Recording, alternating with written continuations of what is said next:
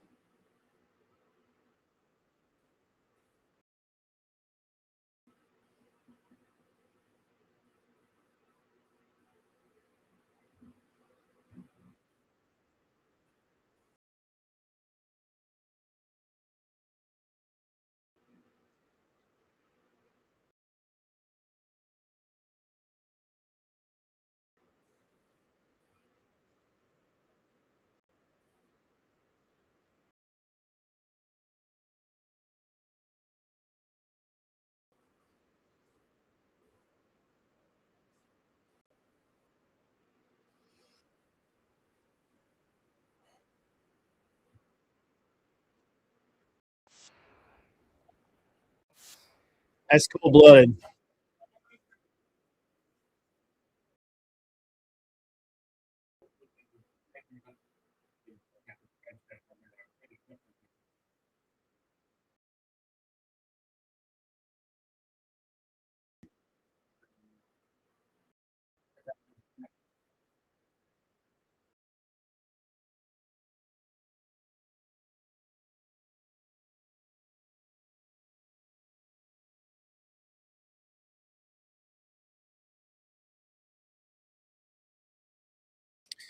Yeah, that was rad.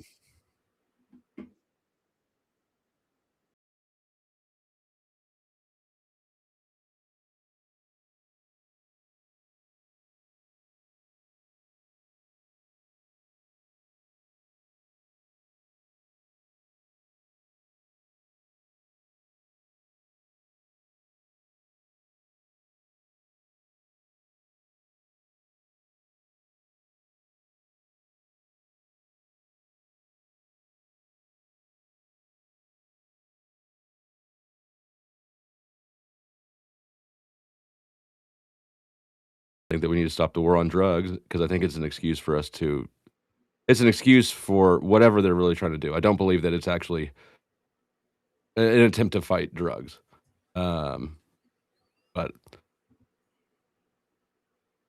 for Tyler, no, but that's really all I got so far. We'll see how when we get into it. All right, Mr. Non-Smoker. Hey, twitch.tv/non_smoker. So yeah, I mean, I'm just curious to see how anybody would advocate for us to like intervene in Venezuela. Like the only way it could make sense is if, like once again, the American politics, this is like a purely partisan thing. The only way you could defend this is if you would defend Trump doing anything, and I don't see anyone making a compelling case for why we can do this without treading into ridiculous propaganda territory. So I'm kind of interested to see what other people have to say because I don't know. I know where anybody with common sense stands on the issue already. All right, thank you so much. Grid. Oh, me? Cool. Got it. All right. So I'm Grid One Motorsports. I am an unreasonable man in most places. Otherwise, you can find me. I'm pretty easy to find. So I mean, I really I like the speech. I will give you the reasoning. Historical precedent says that we can blow boats out of the water. We did it back in the 1920s with rum runners. We've done it many other times throughout history. It's what we do. We don't want it coming in the country. If you keep sending shit in the country, we're going to blow your boats out of the water. It's the way it is. So we have historical precedents. There is some discussion about whether or not it's legal. We'll get into that here shortly. I'm sure. I personally think we're in kind of a gray area. I would like it to be a lot more clear, but as of right now, we have historical precedents to blow boats out of the water, and let's blow some boats out of the water. It's an easy thing for Venezuela to fix. Don't send fucking boats full of drugs over, and we won't blow them up. It's a real simple thing. Super easy. Simple, easy to remember. That's me. Anyway, gotcha. All right, thank you so much. All right, Mr. Dylan Burns. Also, guys, if you don't know Dylan Burns, we just reviewed his newest documentary on Tuesday, and I really enjoyed it. By the way, it's got a lot of good on the ground footage, and kind of shows the civilian life, and then on the action with the soldiers, and it's real good. I really enjoyed it, Dylan. You do good work. I hope you keep it up. But yeah, what are your opening thoughts here? And I'm gonna post the link in chat, guys. So check it out. But go ahead. Thank you, my fellow long-haired brother. I do appreciate that. My opening thoughts. So I don't think this has much to do with drugs. I do think that Trump doesn't like drugs. I think most people don't like the importation of drugs. But Venezuela is not a drug-producing hotspot. It is a spot where, drugs are smuggled above the northern coastline of Venezuela to a lot of Caribbean islands, and there are a lot of other points from those Caribbean islands from there. Then they can enter the United States and the southern United States, Miami, that area and such. But to make this about drug enforcement, I think kind of obfuscates from the bigger task I think Trump has at hand, which is trying to remove Nicolas Maduro from power. Marco Rubio, who is his national security advisor and his secretary of state, which has not been done since Henry Kissinger, is a long-standing cheerleader for the Behead Maduro fan club in Washington, D.C. He has been an advocate against it for the longest time possible, and the majority of the Republican Party, irrespective of any recent, anti-interventionist bona fides that some might claim to, they are interventionists when it comes to Latin America, particularly socialist Latin American countries in American history. And it's not different today. It's still the case. And so I think this mainly has to do with removing Maduro from power. And the conversations that Donald Trump is having with Maduro, as has been recently reported by press, seem to be around that. And so I think the question, we can have conversations about drug enforcement. We can have a conversation about bringing stuff into the country. But I think the bigger conversation is probably whether or not the United States has a right to remove Nicolas Maduro from power, and whether or not is in America's interest to remove Nicolas Maduro from power. Because that seems to be the main focus of the operation. You don't need 15,000 soldiers to do this drug enforcement operation. You don't need the General Ford. You don't need the largest aircraft carrier in America's arsenal to do that. There's an other pressure-based diplomatic effort going on here, and I hope we can talk about that. All right, yeah, I hope we get into it. Mr. Castle. Hey everybody, thanks for having me. Gibbz, my name is Castle. You can find me on Castle Guard YT on Twitter and YouTube. I kind of lean center left in most things with nuance, and I think this is a topic with a lot of nuance to it. I'm all for American exceptionalism and American might in that show of force to make sure that we can spread our Western values across the world. But I also think at the same time, you have to do it the right way. And for example, in Ukraine, I would love for us to help Ukraine more. And in Venezuela, I think that we're overstepping ourselves a little bit. And so in this case, I understand the need and the kind of context behind why we want to take Maduro out and why he's bad for Venezuela. But at the same time, if you look at what that would accomplish and what we've done in the past with taking leadership out of countries and the power vacuum and problems it creates thereafter once we leave, that's another problem you have to think of outside of just taking out a leader of a country like Venezuela. So, when you compare it to a country like Ukraine that's being attacked, I think helping them is good. When we start attacking these boats to try to kind of show force and to show Maduro who's in charge, I don't know if that's helping the Venezuelan people. I don't know if the Venezuelan people have improved their lives since we've started doing this. And so I think, like Dylan was saying, I think we should take a more diplomatic approach at first. I think Marco Rubio mentioned this as well, is that there is a way to talk through this before we start trying to invade or bomb them on land, which I think, at this point, we're getting closer and closer to war, which I think was one of Trump's main things he was running on not to do. So I think the further we can stay away from an actual war, especially land war with Venezuela, the better. And I think we should look at this from a diplomatic lens as far as we can go before we take any military action.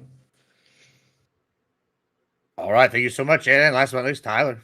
All right, I never get to go last because I have an A name, so I get to sound like a genius here because I've heard all your thoughts and I get to rebut them. So interventionism is based and globalism is the future. That's going to be where we start today. This is just another one of Russia and China's allies, sanction and tariff dodging trade partners that we have isolated off of the world stage. Just like Syria, just like Iran, just like Iran's 6 proxies, this is now another card being removed from the table that is allies with our actual geopolitical rivals, Russia and really China.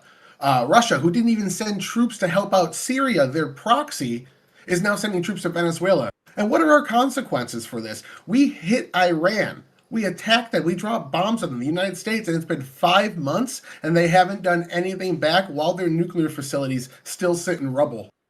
Non-smoker, 5 months. So we were... We've done a few We'll push you off the wagon. Yeah, so we know Venezuela has people that are tied in with the cartel in their government. We know the cartel of the sun mostly is their government, and they're working with Trinidad. They have high up members of the government, high up members in the police, high up members in the military, all working with cartels.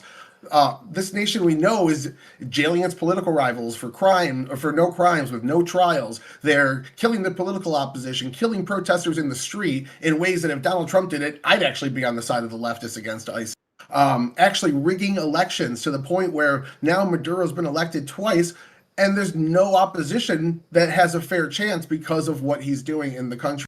This is just one more step toward U.S. winning the Cold War, the strategic battle of world dominance. U.S. hegemony has brought us the living standards we enjoy today and the most peaceful world we've ever had. We need to support it and back it. Diplomacy and sanctioning have been going on since Chavez, before Maduro even took office. We've sanctioned them. We've tried to make deals with them. We've tried to do all sorts of shit with them. They finally, after being sued in court 20 years later, paid some of the settlement money for all of the oil companies they just held at gunpoint and forced out that were all U.S. owned. That just happened a few years ago after decades. The war on drugs as well. Imagine if we looked at other wars like this. Well, the war on drugs hasn't been successful. Neither have laws against murder. So, well, they haven't stopped murder, so let's just make murder legal. That's just the reverse nirvana fallacy, and I expect a puddle drooling in the lap of a person that thinks like that. So come at me, entire panel. I think I insulted all of you. Not me. Yeah, I agree. Yeah, all right. You didn't insult me, but we'll get there. We'll get there. So I gotta. Go ahead. No, go ahead. Go ahead. Yeah. So this is the amount of copium in this room right now is awesome. First of all, literally the entire country is drug smugglers. Who said they weren't drug smugglers? Who said they weren't in the business of making drugs?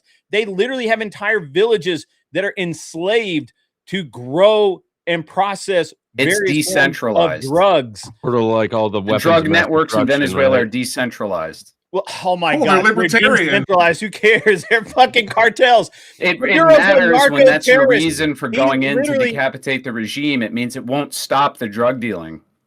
Well, do you know that we have right now? Do you know that right now, since 2020, we've had actually, wait, am I wrong on that? Yeah, 2020. We've had a $15 million bounty on Maduro's head. He won't leave his country because if he does, he's dead. Somebody's going to collect the $15 million. Oh, wait, there's more. It was increased in 2025 to $25 million under the Biden administration. The bounty was raised to $25 million. And then once Trump was in office, it was increased to, in July or August, just a month or so ago, it was increased to $50 million for that dude's So head. what?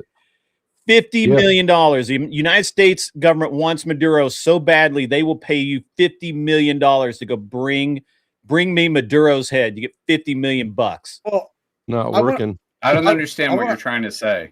I want to Yeah, like that's- touch on Because something though. Like, I they're think Dusty. claiming that they're not narco terrorists, and we Dude, obviously are Trump different. Well, just hold on. pardoned a Canada. fucking drug lord, Juan Yeah, they're Orlando drug lords, Hernandez. so we Just killed him. pardoned Let me him. let Just me pardoned just him. That's kind of let me off just topic. like I hold on. I did want want to to How reframe is this it a little off bit. topic? Hold on. Gibbz is Let me trying to- reframe this real quick. Yeah. Let me just get his reorganization real quick.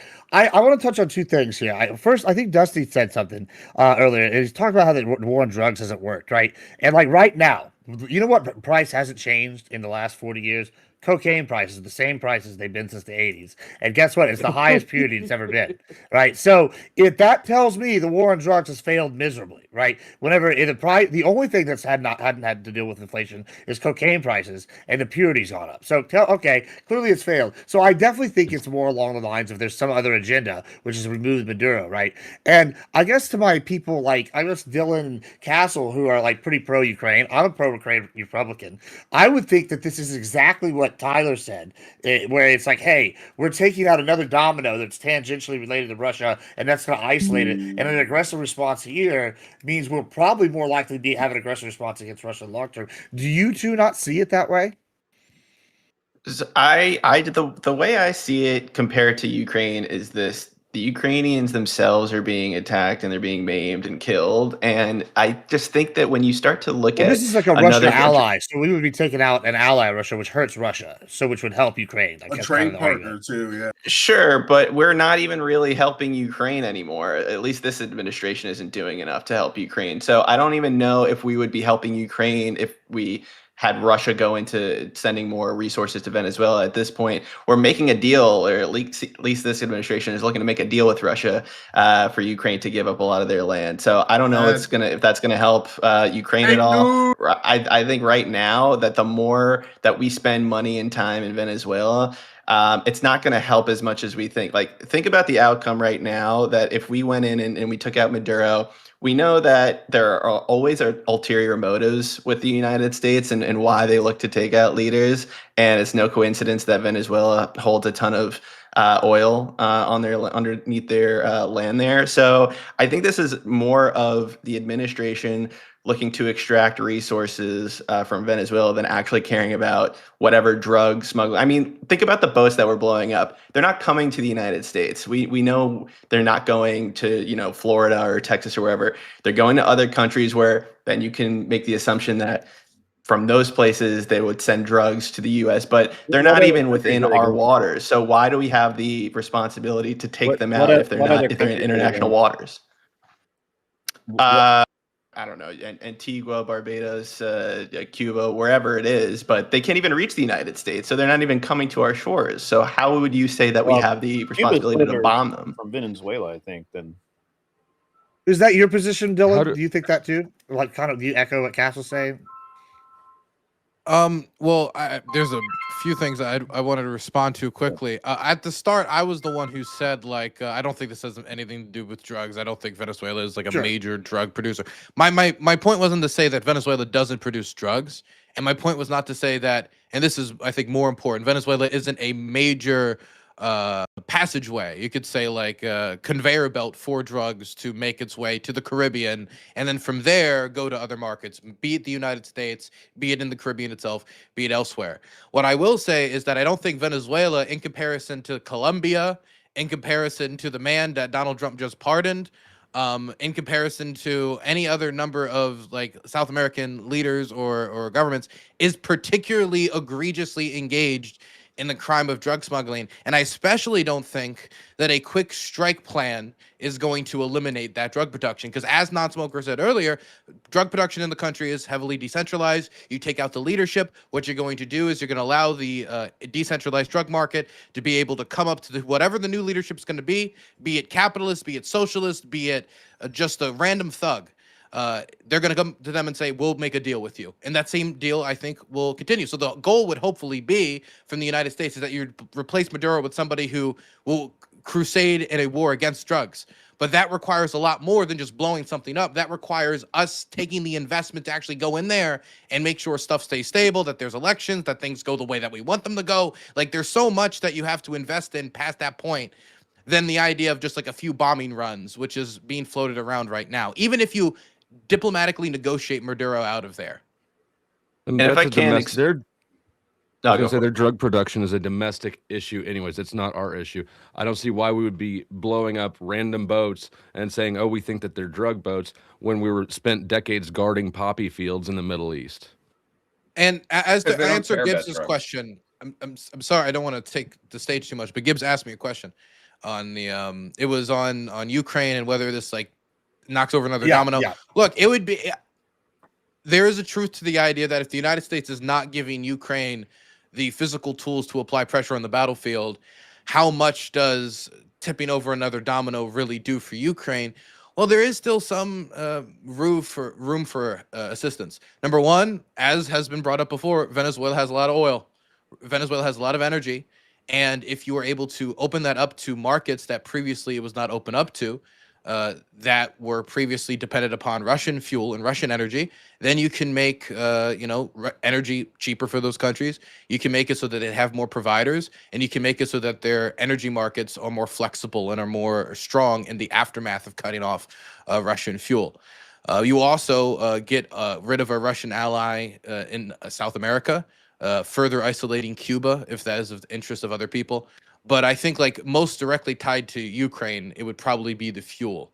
It would probably be that being opened up. But that's going to take years of investment and reform. And it's, I mean, like the Venezuelan energy system is like, it used to be a kind of a wonder of South America. It's what helped fund all of their social programs. Now it's garbage. It's derelict. It's not doing fantastic. And so it's not like we go to Venezuela and we turn off the socialism switch and then the fuel explodes and then we all have access to that. It's going to take years. And so even though it could help Europe right now, it's probably going to help Europe even if Maduro collapsed 3, 4, or 5 years down the line. Lots. Yeah, I mean, it's very capital intensive to try to modernize Venezuela's oil production. So, like, the assumption that, okay, well, we decapitate the regime and, like, let's just make all the assumptions, right? Like, anyone loyal to Maduro is immediately either, I don't know, like extradited or killed or whatever, jailed. They're all done away with. There's a lot of problems within Venezuela domestically that need to be resolved, which is going to involve like a prolonged, investment of time, money, resources, troops, etc. from the United States. I mean, you can make the very obvious argument that all of those resources could be best utilized elsewhere. But there's also something to the idea that like maybe you wouldn't get a maximal return on investment even doing all of that stuff in the best case scenario, because as Dylan said, in the time it would take to modernize Venezuela's oil production, I think the benefits, again, would be years and years down the line. So, look, I actually kind of want to shift this a little bit and try to point out that I think this is more of an economic war against China. China is the primary importer of Venezuela's oil. So if the idea is, well, we want to, destroy Venezuela's ability to export oil, and then whatever happens to the Venezuelan oil for the time being, who knows, who cares, let them rebuild it under some sort of like happy, I don't know, think tanky regime that we like, and maybe they'll figure it out years down the line, but we just want to cut off their oil supply to our adversaries. It's really going to hurt China, not as much as it's going to hurt Russia, who is a minor importer of Venezuelan oil. I also think another wrinkle to this that a lot of people don't talk about is the rare earths. I would agree with the analysis that as far as trying to hurt Ukraine, I don't think that, or hurt Russia in the Ukraine war, I think it does very minimal to nothing for that to happen. I don't think Russia gets basically any oil. We actually still get oil from Venezuela through Chevron. Chevron has an agreement with Venezuela, and we still buy. I don't know how much. I could grok it up really quick, but I'm sure you can too. as much as we just don't get as much as we were. I don't know how much the equipment issues are right now in Venezuela. Obviously, it's been 20 odd years, that it's been, kind of jacked up. And of course, obviously, there's a serious issue with, knowledgeable people to run it. I don't know that they even have any, honestly, but it's a good pivot, but I don't know that it doesn't hurt us because we can still buy oil from through Chevron. We're not paying any more for it than we would anywhere else. And the Chinese do get the bulk of Venezuela's exports of oil.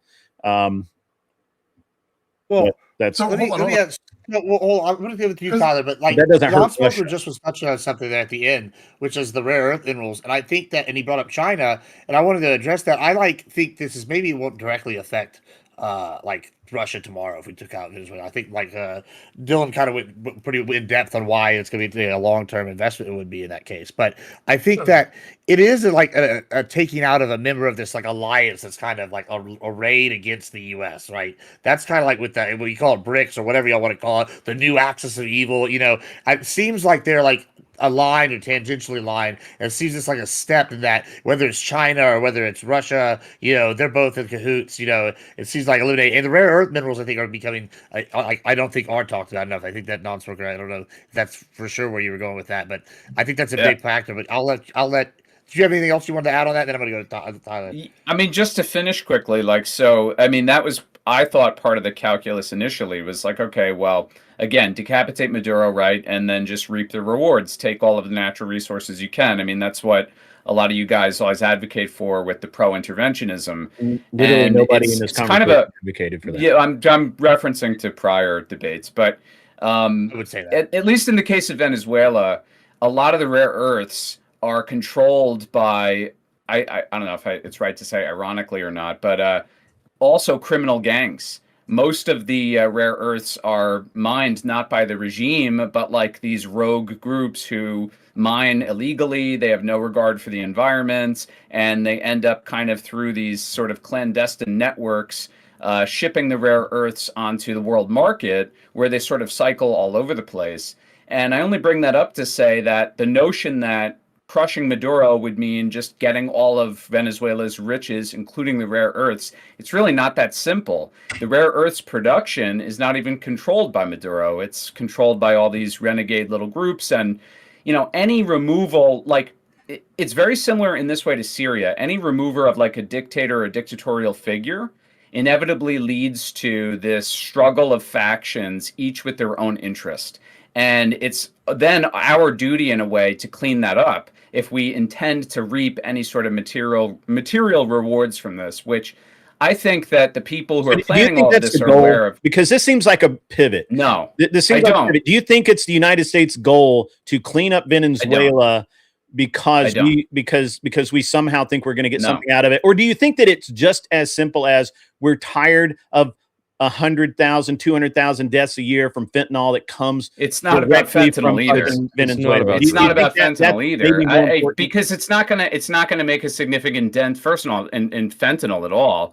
I mean, Venezuela primarily is a drug route for cocaine, but in addition to that, there's massive drug dealing networks all over Latin America, which are again decentralized networks. So removing this regime is not going to stop any of that. Hold on. See, again, you keep saying that we're removing the regime.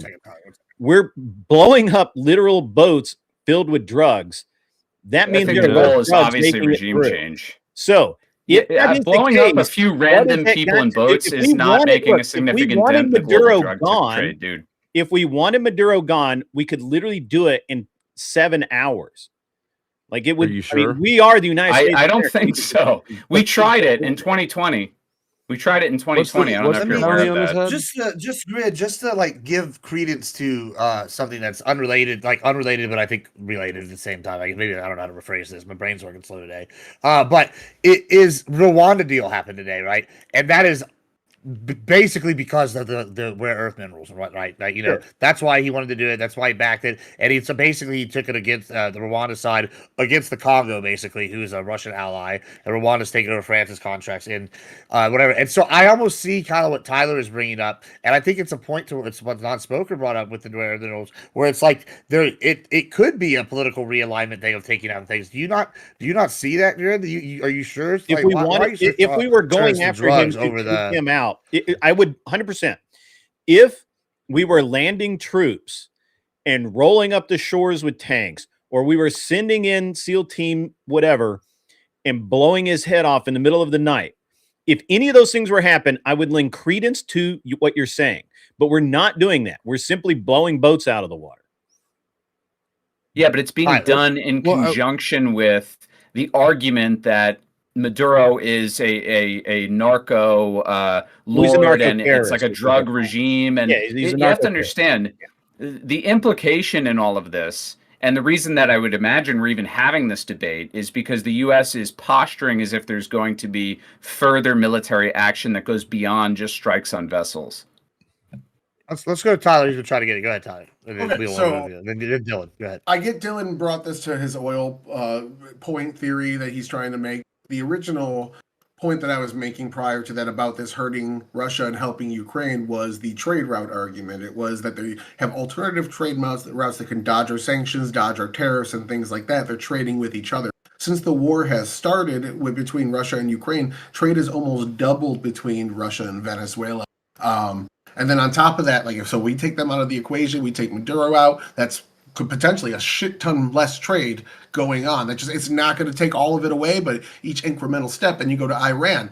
When Iran and Israel were fighting in that 12-day war, Israel took out almost half of its long-range launchers. They hit drone facilities, drone part facilities, weapons facilities, rocket facilities. They took out a ton of military production that goes on in Iran. And that even if they didn't take it all out, that hurts what Iran can then turn around and sell to Russia or give to Hamas. So hitting these pipelines and taking them out is effective in all sorts of ways that hurt them in the now. And the weapons, again, is something that probably... So again, and that's Venezuela, a much better argument. Yeah. Well, I that's what I'm here for, is to make the absolute best arguments and be right 100% of the time. So thank you, Grid, for noticing. You does anybody like, think that we're actually you got a doing 1 in this 10 ratio going? Drugs? You got a 1 in 10 ratio going. Yeah, Does I'm anybody gonna actually go think we're Dusty. doing- I want to go to Dusty, and then we're gonna Dylan. Go ahead. Hold on, I Dylan got got skipped again. Hold on, Dusty. We'll I go got a yeah, I couple just more things. I was waiting for like 10 minutes. Yeah, let me get a couple more things. We were talking about Venezuela doesn't actually produce a lion's share of the drugs, a vast majority. What they do is offer safe haven to the people that are shipping the drugs. Yeah, they're a trade route. They're Qatar for Hamas in this situation. Yeah. They're offering safe haven for the people that are actually doing the bad things and the leaders. If we take out the smugglers, we're setting up deterrence. Of course, we're not going to make a dent in the global drug trade by killing a boat or two full of smugglers. It's to set up deterrence. It's establishing deterrence to tell them, we're not fucking around. If we catch you, you're dying from that shit. It's already been passed in multiple them. Dude, there's shitloads of drugs still coming into America, though. Okay. We didn't catch drugs. We did not catch drugs coming into our country. We shot a boat out of the water and then said there are drugs on it. Well, we just blew it. And we don't even really know if those are drug dealers, by the way. I trust our intel agencies. You do. Yeah, I mean, that's a weak argument. That's fine. But I really want to hear what 17 intel agencies said that Russia hacked our election. All right, let's go to Dylan. Go ahead. Said we had weapons of mass destruction, right? All right, we'll go Dylan to Dustin. Go ahead, Dylan. They did. Dylan, go ahead. The Russians did interfere in our elections, but that's besides the point. Wait. Did we get that? Is that recorded? He just said that. Did we record that? Because it's proven in Congress already. The Senate's got it recorded. I'm go ahead. Go ahead, Dylan. Wait, was that recorded? Are we streaming? I was told this was a private conversation. Bamboozled, bro. Got him on record saying that there's an election interference. So, as for the Congo and Rwanda, I just first want to throw out there, that's a war that Trump said he already solved. So I don't know why we're negotiating anything when it comes to Rwanda and the Congo. He said that war was already over, that he negotiated a peace deal, and that's fine. So I don't know why he would need a mineral deal to fix anything. As for the Venezuelans and supporting Ukraine, they produced like 740,000 barrels. That's still quite a lot. that's still It's a lot. something that can have an impact. But in comparison to what reserves they have under their feet, that is the necessarily global earth shattering like market changing potential of having the largest reserves on the planet. Is just they've never been able to meet that because their economy isn't very well managed, to be very blunt. As for the drug smuggling here, Venezuela is cocaine smuggling, but the majority of this cocaine is being smuggled to Europe, is going to the islands and then smuggles to Europe. And so again, I'm not saying that it's bad to stop drug smuggling. I'm not saying that, I'm against any type of enforcement, but the idea that after decades and decades of the war on drugs, us blowing up ships that are probably going to Europe, not coming to the United States, which so far have yet to really know of what impact that's had when it comes to, actually helping the American citizens, helping American people who are at the other end of the needle here, at the other end of the actual drug consumption. So what are we doing here? What are we actually accomplishing by blowing up these boats? Especially since this is probably being done extra legally, which I would like to get into that conversation at some point. That it's one thing to say, hey, Congress, we're going to all come together and we're going to agree. We're just going to start blowing boats out of the water. It's not like this is something that's been done by a previous president before. This is something that Trump, as the executive, chose on his own that we were going to start doing. And Pete Hegseth has carried it out and has blown up 21 ships. And as we've talked about before, and this is the one disagreement I'm going to throw out with Tyler, that he trusts that these are drug smugglers.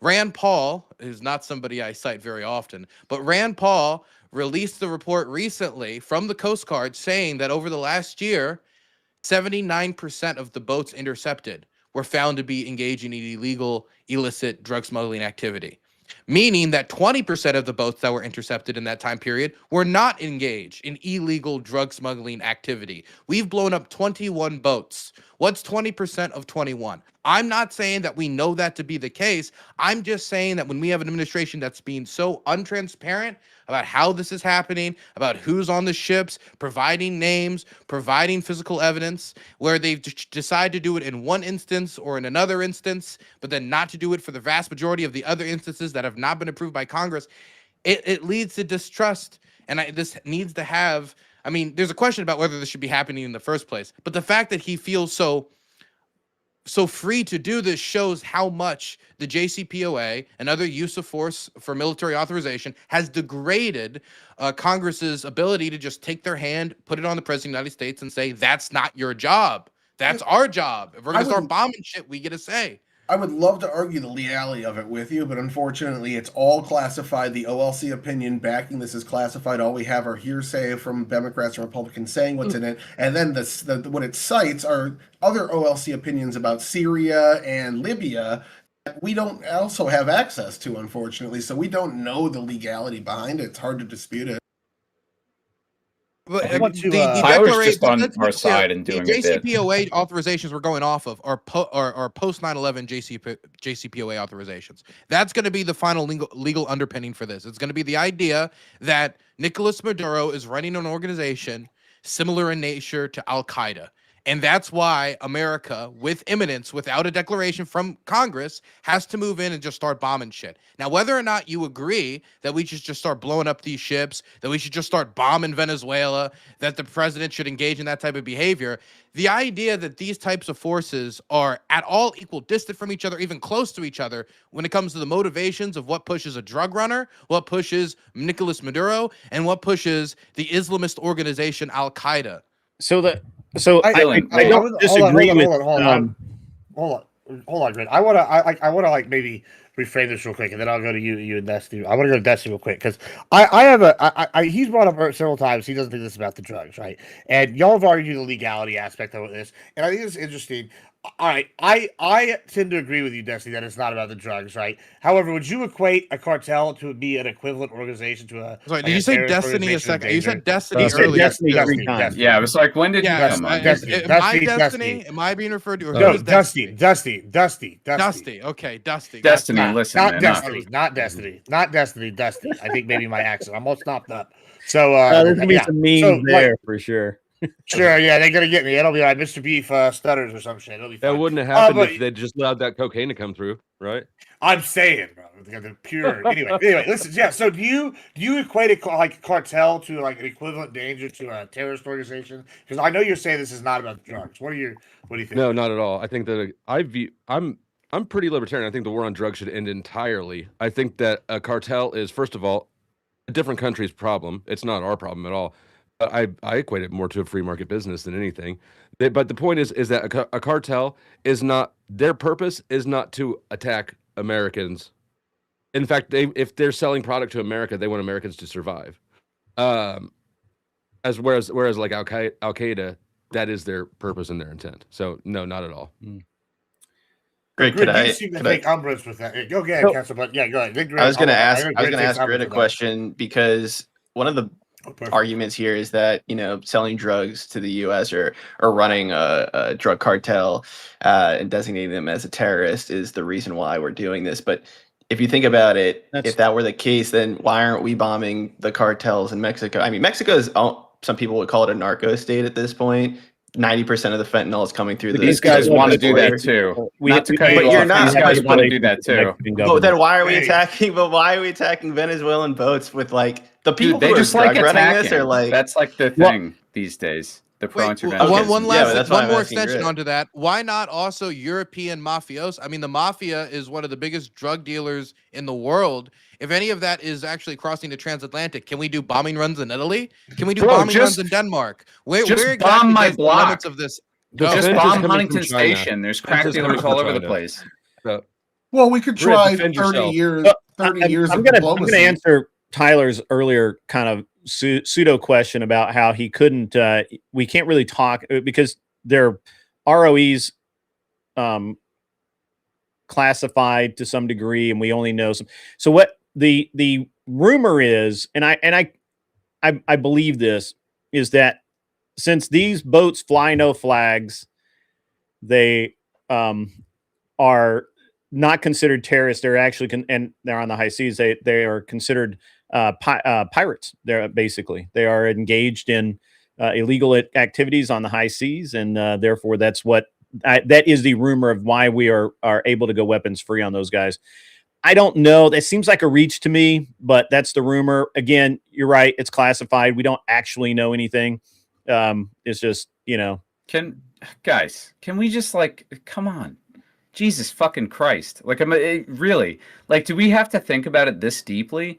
They're trying to do something that's big and flashy to look like they're making an impact, and they don't give a fuck. They don't actually give a fuck if these are really drug dealers. They care that the American people, everybody sees this on social media, and it's a big impact move. This is like classic Trump. It's not about stopping drug dealers. There's no way to even quantify it if it's had any impact on the amount of drugs coming into America. It's ridiculous to even assume that.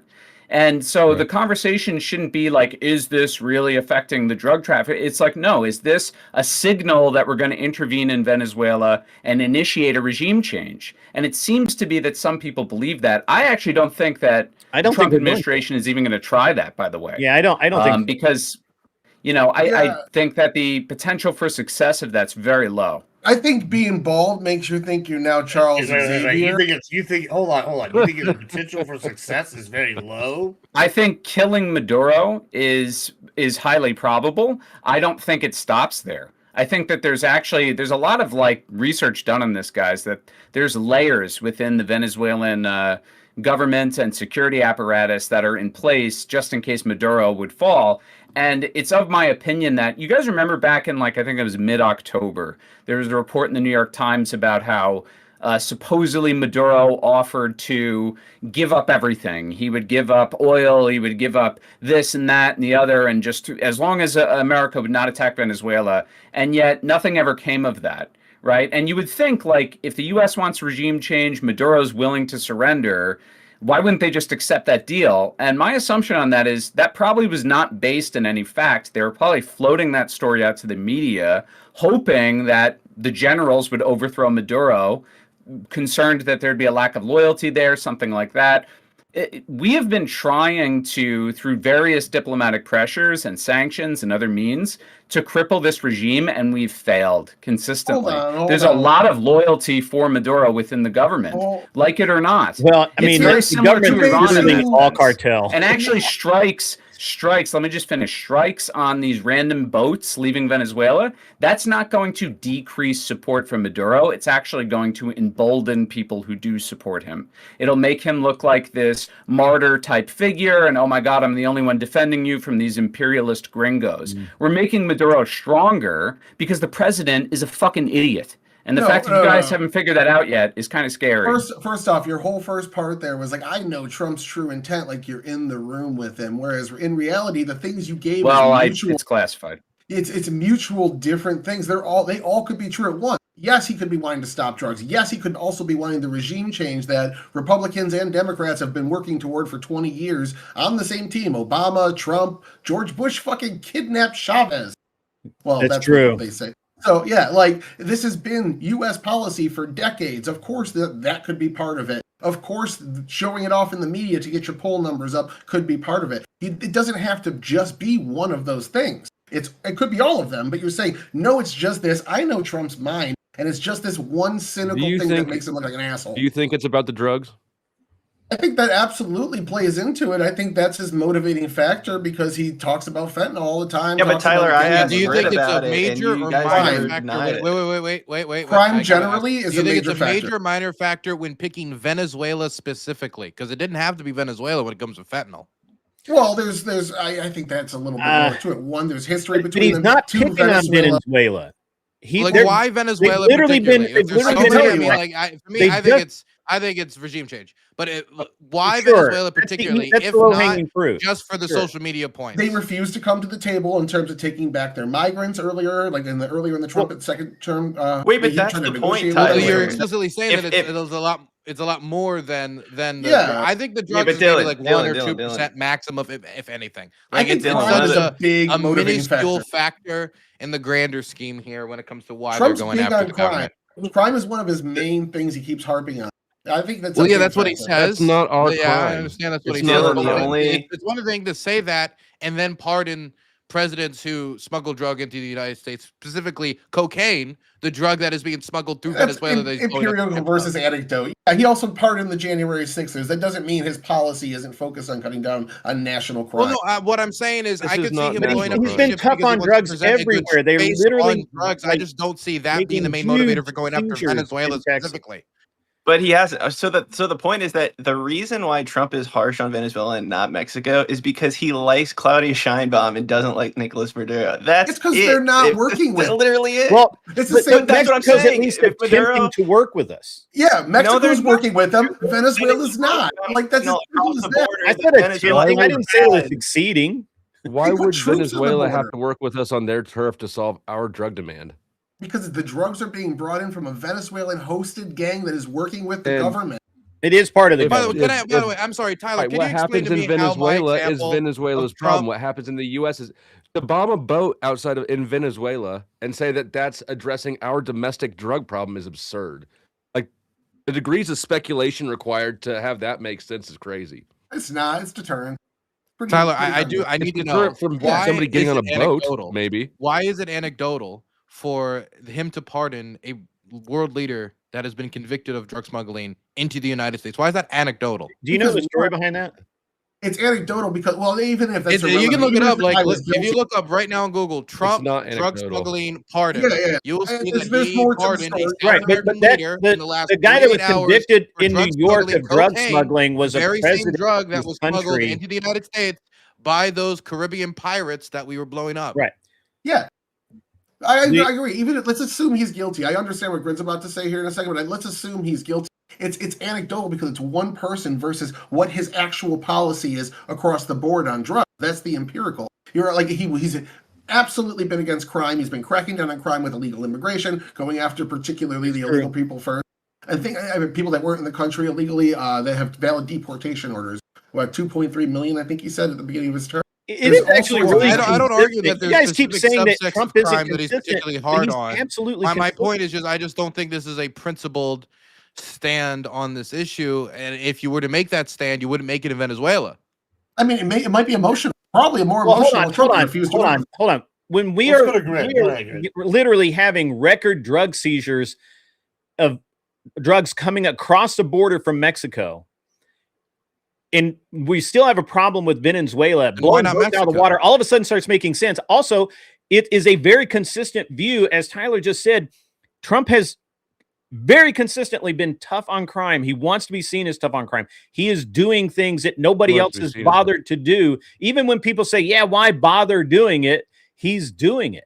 And he's been very consistent. It's you guys keep trying to say, well, I don't understand why Trump is doing this. Well, just look at the totality of it. Look at the totality. Let me ask you a question. Look, right? I'm not a geopolitical expert on South America, but Venezuela and Mexico are two different countries. And if the majority of the drugs are coming across the border in Mexico, then wouldn't the strategy be to do something in Mexico, not Venezuela? Yeah. I mean, again, it's like, and both. before the election, when I've just seen he's doing both from Trump advisors. It's not either or. He's doing both. Military interventions in Latin America. Why not both? The majority of those reports had to do with Mexico for that reason. Very few of them had to do with Venezuela, if any. Most of the politicians that Trinidad has killed and replaced with loyalists have been in Mexico. Absolutely, and Mexico's working with it. Well, hold on. I do want to examine this a little bit, though, right? Like, so, like, I guess to Grid and other people saying that Mexico. Well, like, Mexico is about to violate a water treaty with the United States in addition to, like, all the drug stuff. I'd read about that. I'm not up on it, but I'd read about it. Yeah, I mean, but they haven't, but they're about to, right? Because there's a drought everywhere. So, like, that's like a big deal coming up now, at least in my local region, right? And to me, it would make way more sense to be like, oh, let's go to war over a natural resource that they're not following up on a treaty. And, oh, if we're actually talking about the drug problem, Mexico first.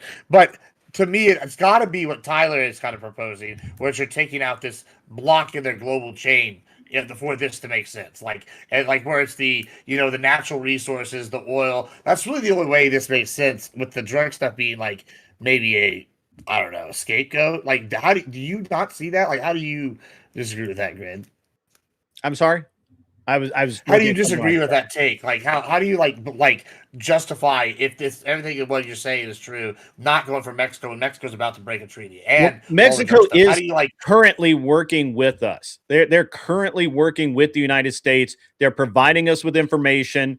I just saw a video the other day of them blowing up tunnels where the people are coming crossing the border or through these tunnels. They blew it. It's really impressive with the way the ground sank down. It was awesome. So I think and look, can we just all, I think we can all agree that Trump is willing to play, as long as you're playing ball with him, he's perfectly willing to play ball with you. But the minute that Mexico says, yeah, fuck you, or they violate their water treaty, or they give us bad information on purpose. And, Trump's going to be like, all right, that's it. Deal's over. Fuck you guys. Now we're going to send troops across the border, which he's promised to do before. And he literally had troops at the border ready to go across. So, he's very consistent. I mean, you don't have to agree with it, but he's very consistent. Why not Colombia then? Why wouldn't we go after Colombia if it was the drugs then?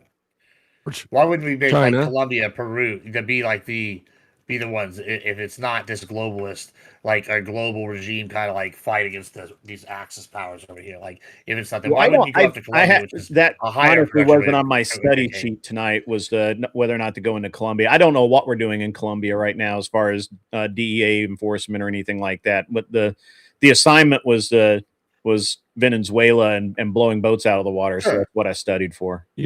We're working with Colombia. When the fent problem got bad is when we handed Afghanistan back over to the Taliban, and they shut down poppy production. Our drug problem is a direct product of the war on drugs. That's true. Yeah, true.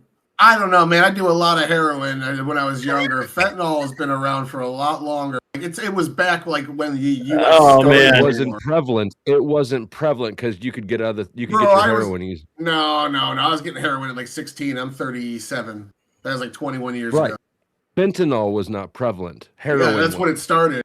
When I came back to New York to visit, maybe like 10 years ago, we got a bundle, and I sniffed a shack. You could tell immediately that shit was cut. It is not good. That's 12 years ago. And if heroin addicts could just buy their heroin, they wouldn't be surprised by having it cut up with all sorts of weird shit that they didn't expect. Like I said, almost all of the drug problems, almost all the organized crime problems, all this shit is directly a product of prohibition. A lot of talk in the last election about the affordability of housing, not a lot about the affordability of heroin. Right? No, I've Well, I mean, my there's way. also I said this the last time we did the Mexico Make debate. heroin great You know, again. You know what I'm saying? There's always the debate. There's always the argument about I don't know, making like drug treatment more available to people, and helping drug addicts and doing things domestically to reduce. It seems the like it's need pretty to available to consume people. drugs. And I don't know, maybe that would help a little bit, instead of bombing random fucking speedboats, like leaving Venezuela. I don't know, just a thought. I mean, for Did Grid and we ever Tyler too, get- like I think that the problem with the argument that Trump cares about drugs and how it's affected, after this pardon of the Ecuadorian guy, I don't know if you guys remember, Trump also pardoned like 5 other massive drug traffickers. I mean, I know the libertarians like him, but Ross Ulbricht was the founder of the Silk Road, who basically was able to run drugs and firearms across the globe, and he pardoned him. Ross So he Ulbricht clearly was, doesn't. Ross Ulbricht actually never did any of that. He simply provided a mechanism for it, and he was railroaded. Right. Same right. with Mark Zuckerberg. I bet Mark Zuckerberg in that Might as has well put, facilitated more drug sales than anybody yeah, else ever. yeah. Let's go get That this was guy. like on I the hate- no, I that's hate not that the already. same at all. Dusty and I had this. We had a debate on this. We were a team on the Ross. I hate this argument though from you, Castle, just because Biden gave clemency to a bunch of people that had drug sentences. Does that mean he's doesn't care about drug laws, doesn't care about people dying? No from American president drug- cares about the drug crisis, guys. They I don't give think a they do. fuck. They Yeah, don't wait, put wait. his money into I it. never don't. argued Biden cared about Don't. it. We but invaded also- Panama. We invaded fucking Panama because Noriega is a drug lord, even though we knew he was a drug lord before that. And then Panama became a home base for the Cali cartel. I don't have a They crap. don't give a fuck about drugs, guys. I If can they give you- did, they would Exactly. do something about it domestically. Obama, Trump, Obama, or Biden, and then Trump again. I can give you examples, not right now because I'd have to look them up. All of them passing policy to help people in the United States that are on drugs in their own different ways. Dude, I but mean, being listen, on I know drugs you is have a different than- history. So do I. I work in drug treatment. People are seeing their benefits being cut and shit like that. It's harder than ever. It's harder than ever before, I would say, to get clean now. And a lot of that has to do with the fact that the federal government, state governments also, they don't take it seriously. In fact, a lot of them have shifted over the treatment model to not even preaching abstinence anymore. There's legal weed everywhere. It's I don't know. But yeah, I mean, The hospitals out here will hand out not just clean needles, but clean meth pipes. That's crazy. Yeah, which is fucking. I mean, I get the harm reduction thing. It does make sense from a public health standpoint. The obviously, needles make sense. Needles Yeah. make sense. But The handing the out meth pipes, I don't know, does but- not make any sense at all. that just sounds like it's for a good time, maybe. But Right. It's a party pack. yeah, I don't know. I mean, dude, Iran Contra and the crack epidemic. I mean, this is standard stuff. We've promoted drug use in America consistently. I don't know if it was always deliberate, really. I don't know if I go that deep into it, but it's clear a lot of our international policy and our interventions, especially in Central and Latin America, have proliferated drug use, and the wouldn't government is qualify. totally fine with that. Well, They let me- consider let me- it, a necessary reframe evil. this a little bit. Let me go to Grid and Tyler here on this one. Here, okay, y'all seem to be the most hawkish on this. What level of action would you be okay with by Trump and the Trump administration against Venezuela? Are you talking full-on invasion, regime change? I don't think With we could. congressional approval or no? So I mean, both, either or. You can explain. Yeah, let's see. What do you think? I'll go first so Tyler can organize his thoughts, because I'm very cut and dried on this. And I've thought about this because it's been a subject that we've been talking about quite a bit lately. While I'm look, if we blow speedboats out of water with narco guys running drugs and shit, fine, whatever. But we have a horrible track record when it comes to replacing governments. And all it ends up doing is causing us more trouble. I would much rather us just try and basically contain Venezuela enough until it just fails on its own, and take away their revenue streams as much as we possibly, as far as drugs go, and getting help from the U.S. as much as possible.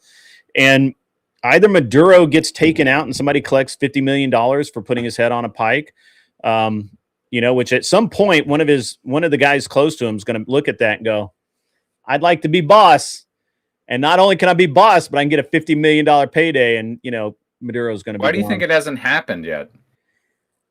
I mean, why do you think they wouldn't just kill the guy who brought the head and keep the 50? Right. It needs to be Yeah. 51 million. Looking for 51. Yeah. But I just don't think that we should be installing governments anymore. I think we've proven we have a horrible track record at it. We don't need to do that anymore. I'm a non-interventionist for the most part. Look, if boats come towards us, fine, take care of that. But we don't need to go into somebody else's country looking to fix their fucking problems. I would much rather let them just fail on their own. That's these people are guilty of being on a boat. What about you, You Tyler? are as You guilty should- as they are. You have a boat, right? I do have a boat. That's what they're guilty of, is having a boat. No, they're not. That's not what they're guilty Tyler, of. what about you? How far would you want them to go? I don't want any laws to be broken, but congressional approval. That's a hell of a clarifying Bad. statement. If congressional approval was given, I think I would be on board with as far as an Afghanistan-like takeover of Venezuela. Wait, Leaving what? Afghanistan Nice. was a mistake. Tyler, you cut out on my end for just a second. What did you say? An Afghanistan-like takeover of Venezuela, where we're there. For That's about what I 60 thought years. you Yeah, said. does Are you that high? include the 20 years and Could have 2 said trillion? or- Japan has so much better connotations, but you had to say Afghanistan. Japan, I know, and South Venezuela Korea has and great Germany. food. I Great think food leaving there. Afghanistan. Was a Tyler, I mistake. had That's such where high hopes for you. That's where I side with the neocons, man. Nation building is a pretty good thing. Why not make everywhere like America? Then we can go on vacation places again. Inside every Venezuelan is an American waiting to come out. Well, I think Venezuela looks like they need some democracy. Inside them also is some dogs, so maybe that'll convince them. So, look, I do want to throw a few things out there. Sure, man. What percentage, and I know we're going back to drugs for a second here, what percentage of drugs coming into the United States is coming from Venezuela, right? Because if we were making a decision to make this intervention based upon drugs, then doing this and investing all the manpower, investing all the money, we have 15,000 soldiers. We got 14 big ships, including the largest aircraft carrier, the Ford, in the entire U.S. arsenal, just floating off the coastline. Yes, that is a pressure cooker. Yes, that makes people around Maduro think of options. Yes, it makes Maduro have to keep everything on high alert, and it puts him in a difficult position. But it also costs a lot of money. And if after 2 years, all we Those guys are did getting was paid sneak anyway. well, I mean, it costs money. It doesn't matter where that it doesn't matter where that there, aircraft carrier is parked. We're paying for it. It costs money to bomb things. Yeah, you don't think it costs more to does station cost- it out there than it does to It's park not just it? a question about the cost of the personnel. I It's also bet a it question of doesn't. the cost of the entire operation itself, and depending upon how So long. this actually, I runs, do the have price I tag on have a that will go non-smart more ass into the answer for this. billions do. of dollars. And so when I think about the money invested, the time invested, the international reputational damage we're doing to ourselves, it just doesn't make sense based off of drug enforcement for us to be doing what we're doing right now. All right. Now, so based I upon have a America's non-smart ass national answer. security interests, based upon something that's different from that, that is asking what would be best for America in this situation. If Maduro was to go, that's 740,000 billion barrels of oil, 740,000 barrels of oil that is more available towards a Western ilk than necessarily China. That is a country that does have rare earth that is controlled by gangs we might be willing to do business with in order to get access to those rare earth. Okay. Does that mean we should do business with those gangs? Not necessarily, but So- what's in our nation's best interests? Maybe it is in our nation's best interest. I Get have him a out of there. non- I have a non-smart ass answer. I could see to this. Marco Rubio. I could see the people in immediately Trump's orbit just thinking, look, invading, putting troops on the ground, that's too costly. Standing back, adding on the pressure year after year, just seeing what happens while trying to avoid too big of a political risk, a bombing here, a bombing there, waiting for something to happen.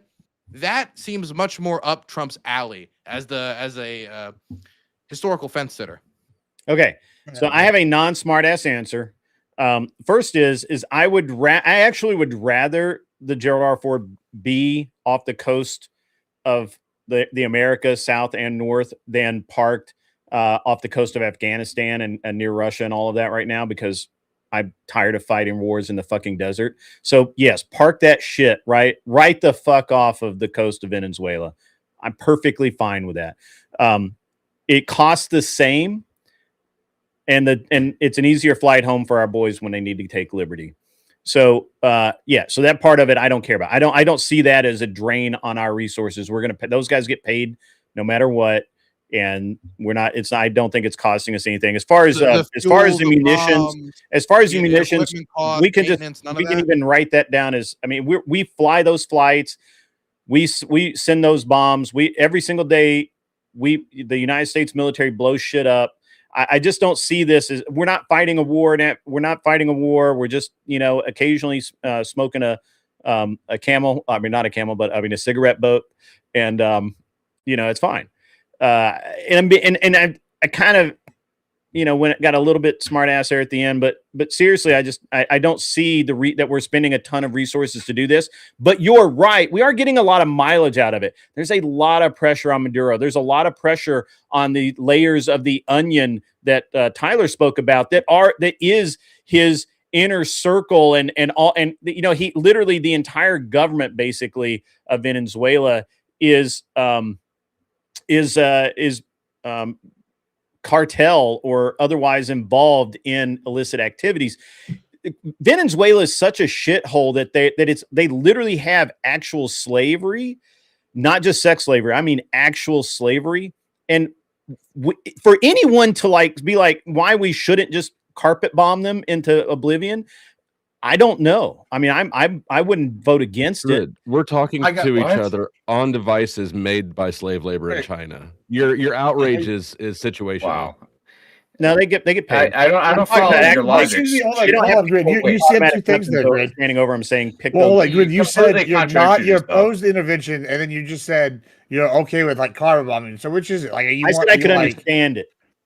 I could understand. Oh. Okay, well, I mean, I don't agree with it, but I'm okay with them parking the boat off the shore. Well, are you familiar with gunboat diplomacy? Yes. Yeah, so you do understand that it's not about just parking the boat there just to occasionally shoot around. There's a bigger objective to all of this. Yeah. There's a bigger goal here, and it's unrelated, or at least only I would say it's a side effect. If it is in fact a side effect of the gunboat diplomacy, that Maduro caves or his lieutenants take his ass out, or there is some change that benefits us, great. If there isn't, we tried. Okay, so all right, go ahead, Tyler. As well. I got Dylan asked a question about the cost benefit analysis of doing this. The reason why we're doing it, what is the downside right now for anybody in any of these countries to the south of us that has a politician that takes cartel money?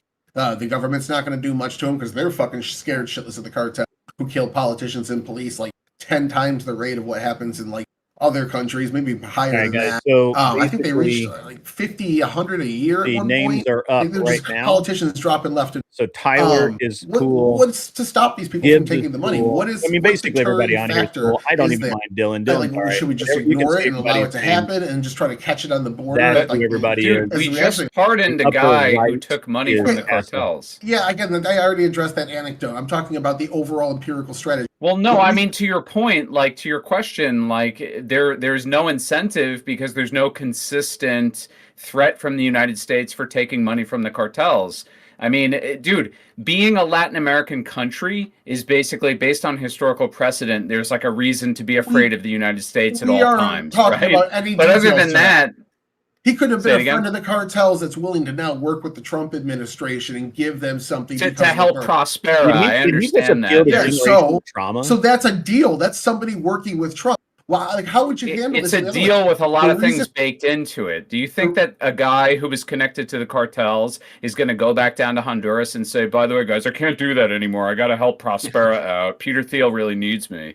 You know, like he's going to go right back into the same networks that he was connected to before because that's what his power is predicated on. And that's pretty much all over Latin America. He may, and he a lot of those states are narco states. It's or we like gain something out of it because he's willing to work with us. The point of Venezuela, and that but he could still be working with the cartels, dude. So it's not actually, it's not stopping the cartels, which was your initial assertion. I'm making a point to what Dylan was talking about, the cost-benefit analysis of Venezuela, not that Trump's inconsistent, which he somewhat is. I'll give you that. Anyways, it's about establishing deterrence. And there's a bunch of people that take cartel money in all these countries. We're going into the one that the United States has been trying to get out of office for fucking 20 years, him and his predecessor. The one that everybody on the left and the right in politics agrees is stealing elections, oppressing his people, etc. This is like to show anybody that if you take cartel money, we are not fucking around. This is the same deterrence that Israel established in the Middle East. But Tyler, that's the part that it falls apart at the end there because that precedent can't be established unless it's established in places other than just Venezuela. Otherwise, the only precedent you're setting is that if you're Venezuela and we don't like your regime, we'll take you out. But if everybody else is dealing with the cartel, it's fine. It's not because they're Venezuela. It's already been established that Venezuela is refusing to cooperate in any way. They wouldn't take back their criminals. Tyler, this isn't happening. Hold on. Let me just jump in here. I want because I think that we can explore this a little further. I'm going to posit a position that I don't think anybody's represented, but I think should be represented because there's a group of people saying it. I'm one of the people saying it. I say we should just go invade this country, right, and just take it over. Let's actually do the regime change. Let's just go all out. Like Grid and Tyler haven't full on said it. I'm like, let's go in there. You know, I think it is. I'm not buying it's for drugs. It's bullshit. It's definitely for the natural resources and the oil and the petrodollar and fuck Russia and fuck this global life. That's why we're doing it. That's what we should be doing. I feel like we should just be honest and say that it's whoop-ass time, and that's why we're going in there. Like that's what we should do. And like I think that nobody here said that, so I'm going to say it now. Like I think that we would be knocking one more little piece of the pie off that's in this little nasty alliance they have, and then you know that helps our American imperial intentions. And I think it would help places like Ukraine. I think it would help like places like Israel because we're knocking all these things down and we're helping our allies. Like, why are y'all so hesitant? When it comes to this, dude, it's logistically fraught for a lot of reasons. For one thing, it's not. Venezuela is very mountainous. So it's not a matter of like you just send the military in there, ground troops, and it's just you set up a foothold and well, that's it, and we won. Yay. Like there's issues with supplying your troops. Venezuela has combined military strength, like conventional and paramilitary forces of like 100,000 people. You know, there's renegade groups and factions that will vie for power after the government falls. You know, I already talked about this at the start of the panel. Then it becomes much more like Dylan was talking about the sunk cost already. Can you imagine the cost of trying to hold shit together in Venezuela after Maduro falls? Easy. I have the answer. Puerto Rico. I have the answer. You ready for the solution? We figured it out. They did a good job. Rwanda, we hired them just like the French did. Rwanda cleaned up all their contracts. They know how to deal with militias. They know how to deal with the people in the mountains. Problem solved. We already have somebody, Gibbz, for we lost Gibbz. But Gibbz, it was such a bad point. He lost his connection. The cartel got him. They already have somebody they want to put in place as the replacement president. Dude, Tyler would get his wish. Another Afghanistan if we fucking send troops into Venezuela. It'd be another 20-year struggle with nothing to gain from it. 50 years. Women getting education. And it would probably living in unoppressed lives. Why do you hate women? Why do you hate women? They were allowed to go to school. You know, we can use PMCs. Do you not like what? You don't agree that we can use PMCs like Rwanda to clean out the narco terrorists? I think it's a lot more complicated than you realize, and I think that's why they haven't. It's the same with Iran that I've always said to you. That's why they don't send the military in. If it was easy, they would just do it. They did it in a bunch of other countries. Yeah, but we don't hold anything. The problem is now look, I could get on board. That's the problem, right? I could get on board with what Gibbz says. If we look, if we sent the 160th SOAR down there, we sent 5th Group, we sent a bunch of, we sent some guys down there that do serious shit and fuck shit up and took over the country. and we fucking kept it, and it became Puerto Rico the second, no problem. But we don't U.S. do that. territory, you can't be a citizen. But we rule everything, and we tax your ass. Well, okay. Can I just make a point, and not If to we get did into that, Ukraine? I could get on board. You know, I've had a million debates about Ukraine, a number with Dylan. Let me just, like, if we purport to care about sovereignty, we can't just do things like that. That's the problem. can't. I don't think that. I mean, okay, I actually agree with you 100%. If we purport to care about sovereignty, I think that hold on. Urbo is the biggest lie of the last 20th century. Like we You're see Russia sovereign doesn't believe in until somebody Urbo. conquers you, and then we're sovereign. Yeah.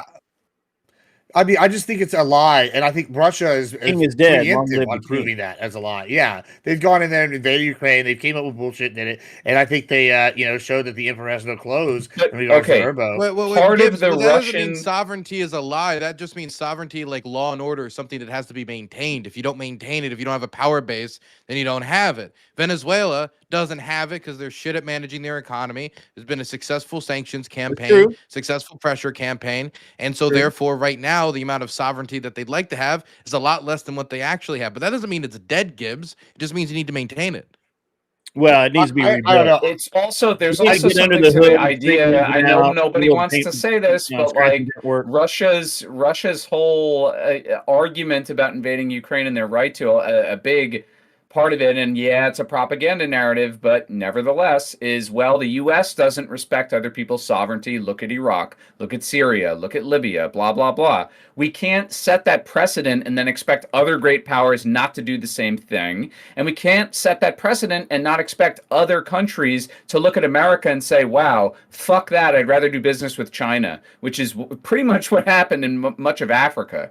You know, they can establish developmental relationships with China that, yes, are exploitative, but they don't involve violent coercion or the threat of violent we won't force. work with those countries in China. We won't work with Mali. We won't work with Ghana. We won't work with those countries because they literally are nothing but human rights violations. It's an entire country. Well, Mali, and say how all the coup governments post-coup, I agree. It's because the coup governments are aligned with Russia. But you can't tell me all of the places that They're not China even is aligned with developing Russia economically in anymore. Africa we They wouldn't want a stake in. In fact, I'm pretty sure the IMF floated loans to those places. Well, the IMF does that to control the currency of the world, but that's irrelevant. That's a dumb point to make. But Well, no, it's not a dumb point. The IMF is an extension of like American world hegemony. Yes, that's Everybody how we knows it. control the It's a petrodollar, means yes. through, How we yeah, oppress other people. right. So, Yeah. But my point is, you would have a stronger American hegemony if that's really what you guys want. If we respect other obviously- countries' sovereignty. What I want is irrelevant because as a country, as a nation, we conquered the world and then we gave it all back. So obviously, Well, as we just a country, lost it. don't want to. How's do that going? We don't want to. How's do that going? What do you mean? We conquered the world for what, like 10 years? We conquered So the world much and for we that. gave it all back. We gave How did Japan we conquer back the to world? Japan. Dude, we gave conquered the world Germany from back like to Germany. 1991 until 2001. RIP, the American Empire, 10 years. Well, also when we give stuff back, it's not just because we want to give it back. I mean, like making Japan a state would probably be a very difficult process that would come with a lot of resistance. Same thing with the Philippines. Same thing with, a lot of territory. It's part of the reason why many Republicans are uncomfortable with the idea of turning Puerto Rico into a state, even though it has an identifiable landmass, a population. So it's people say, oh, we gave it up like it was a gift, but I mean, after a lot of times we used them. We used the Philippines for military purposes. We don't Oh, really give it back. We say, here, now you manage this the way that we want you to. It's sort of a... There's a few things I wanted to get into. I Bill. wanted to game this Go out ahead. a little bit, Gibbs, if you'd let me. Like an Go ahead. Yeah, go actual ahead. a scenario, because I actually have some agreement with non-smoker here on the idea that if a nation is sovereign, it must be sovereign. Therefore, the United States cannot just say we don't like Maduro, therefore goodbye Maduro. That's why I said, is it within America's interest for Maduro to go? Yes. That doesn't necessarily mean that I support going in and removing Maduro, just that it'd be clearly within our Correct. interests if we had access to 740,000 more barrels a day and the largest oil reserves on the planet. It'd be within any country's interest to have access to those oil reserves, especially in an energy pinch. Number one, I don't think it would be like Afghanistan if we were to militarily intervene in Venezuela like Gibbz and Tyler are suggesting. That doesn't mean that it would be fun or it would be good. It's just that this is the one memory and like war memory most Americans have. It's that in Iraq, and I What do you don't think think would it be can different about necessarily it? be compared to those countries because number one, like the sects that led to a lot of the interfighting that left America kind of in the dust. Venezuela doesn't exist in that way. There's no Sunni, there's no Shia divide. These type of like religious and There's no intertribal Islam, those things don't exist. There are conflicts in Venezuela, conflicts between different gangs, conflicts between different like people who are power brokers who want to take over power, but it doesn't have a lot of the same religious connotations or true. like cross-border terrorist organizations that would be crossing borders. There'll be gangs, but it's I don't think it will necessarily look like that war. I do think that the biggest danger is we have a Libya style situation where we go in, we decapitate the leadership, we say yippee, whoever comes in next better not smuggle drugs into the United States, we leave, and then different gangs and power brokers fight over territory and land where the opposition would maybe take like a third of the country, the military would like take the capital, and then you just have a ton of violence and chaos where you're never really able to get the train back on the track. That's the thing that concerns me. So if we took it upon our own moral responsibility to go in there and say, we're going to remove the government of Nicolas Maduro because it serves our interests, we might actually leave the Venezuelan people in a worse place. I don't think Venezuela improves until Maduro goes, but how he leaves, if we go in there and steal their revolution from them, that might end up derailing the train from the track in a way that's now gonna get you're a lot of just people inviting killed. the CIA to go in and do what the CIA does. Are you in the Ukraine currently, or are you back in the States? I just got back from Ukraine a few weeks ago. Okay, I was just curious. I didn't know what time zone you were on. I think the only scenario where the United States should maybe intervene is a scenario where the government has decided that a large-scale military crackdown in reaction to a large protest killing thousands of people, certain select strikes to stop teams headed out to kill protesters. I could imagine a scenario like that. But the I don't idea even that think we it- need to be the ones to go in there The and one create thing- something. We need to create Dylan, if they were going to an do overthrow. that, I don't they agree could've- with that. Well, see, Dylan, if they were going to do that, this is why I'm much more in the like camp of like, yeah, it's obviously not for drugs, in my opinion. It's obviously take down the alliance, like kind of thing in my mind. It's in our best interest. Like I fully am on board with that, right? If we were going to do that, he had already hired Cuban death squads to kill civilians. Like we have evidence of that. Like we know that it already happened. Like if we were going to invade, I don't know why we didn't invade then. If that was going to be our reasoning, I don't know. Like I feel like now it's just more. Well, then my argument would have been if there was a time to intervene, it would have been when they opened fire, not months after the fact. Once there's a whole other different conglomeration of reasons that are motivating us. They stole two. Let's go to Grid then Tyler. Right, yeah. Let me because that's a great point. But that you guys have made. The interesting thing about that is, when we put the bounty in place and all of that, currently, I don't believe as an American, you can enter Venezuela. Like if you go there and they find you, well, first of all, they're not going to let you in the country. If you somehow manage to get in the country, like you cross a border somewhere, you come in through, some way, they're likely to kill you. So really the only assets that we have left in the country are basically CIA and NSA and DIA and, alphabet soup guys. That's it. We don't have anybody. We don't have anyone else in the country right now because they will literally kill you as an American if you're there. So that, I think, kind of plays to your point that you're right. Absolutely. That we could and we should probably just sit back, and we may have missed the opportunity, and just let the cards fall where they may and put the pressure on them and let them fold, and then pick up the pieces with, I think what you're kind of referencing is the idea of surgical strikes, and then, put some people in play, maybe even hire some of our own Cuban death squads to go over there. But it's an interesting dynamic. I think it's really fluid in Venezuela, and they're all psychopaths that are running around running that country right now. They're not like, it's not like dealing with like normal politicians. So I think that we sometimes forget that. Right. I want to talk about Can the I- sovereignty point Wait, that both you guys brought up real quick. Yeah, we're going to Tyler. Go ahead. All right, so the sovereignty point you guys brought up, bro. Yes, nations should have sovereignty, but sovereignty also comes with a set of rules and policies that you need to follow. And if you're rigging elections, killing your own people, jailing your political adversaries for no crime, you're stealing billions of dollars worth of other companies' money at gunpoint. And then on top of that, you are violating another nation's well-being by having state-sponsored terrorists, narco-terrorists, run illegal immigrants, some of which are violent, and drugs into those countries and killing politicians in many of those countries. Then yes, like eventually you have violated national sovereignty. When you're branching out, when Tren de Agua, who is hosted in Venezuela, who is working in coordination with the Venezuelan government, is going into several other nations and killing politicians, they don't get sovereignty arguments anymore. They're violating other people's sovereignty. We lost it during Fast and Furious. Is that what you're saying? Oh, I don't think Fast and Furious did all that. All it did was put a bunch of guns that we were supposed to be tracking into circulation so we could see where they were going, and then we lost track of those guns. I understand what it is, but your argument falls apart unless you're willing to use it both ways right there. That's not a violation of sovereignty, though. That's just trying to track. That's how we get intel and things like that. The scandal was that we lost the guns. We get intel on crime by causing crime.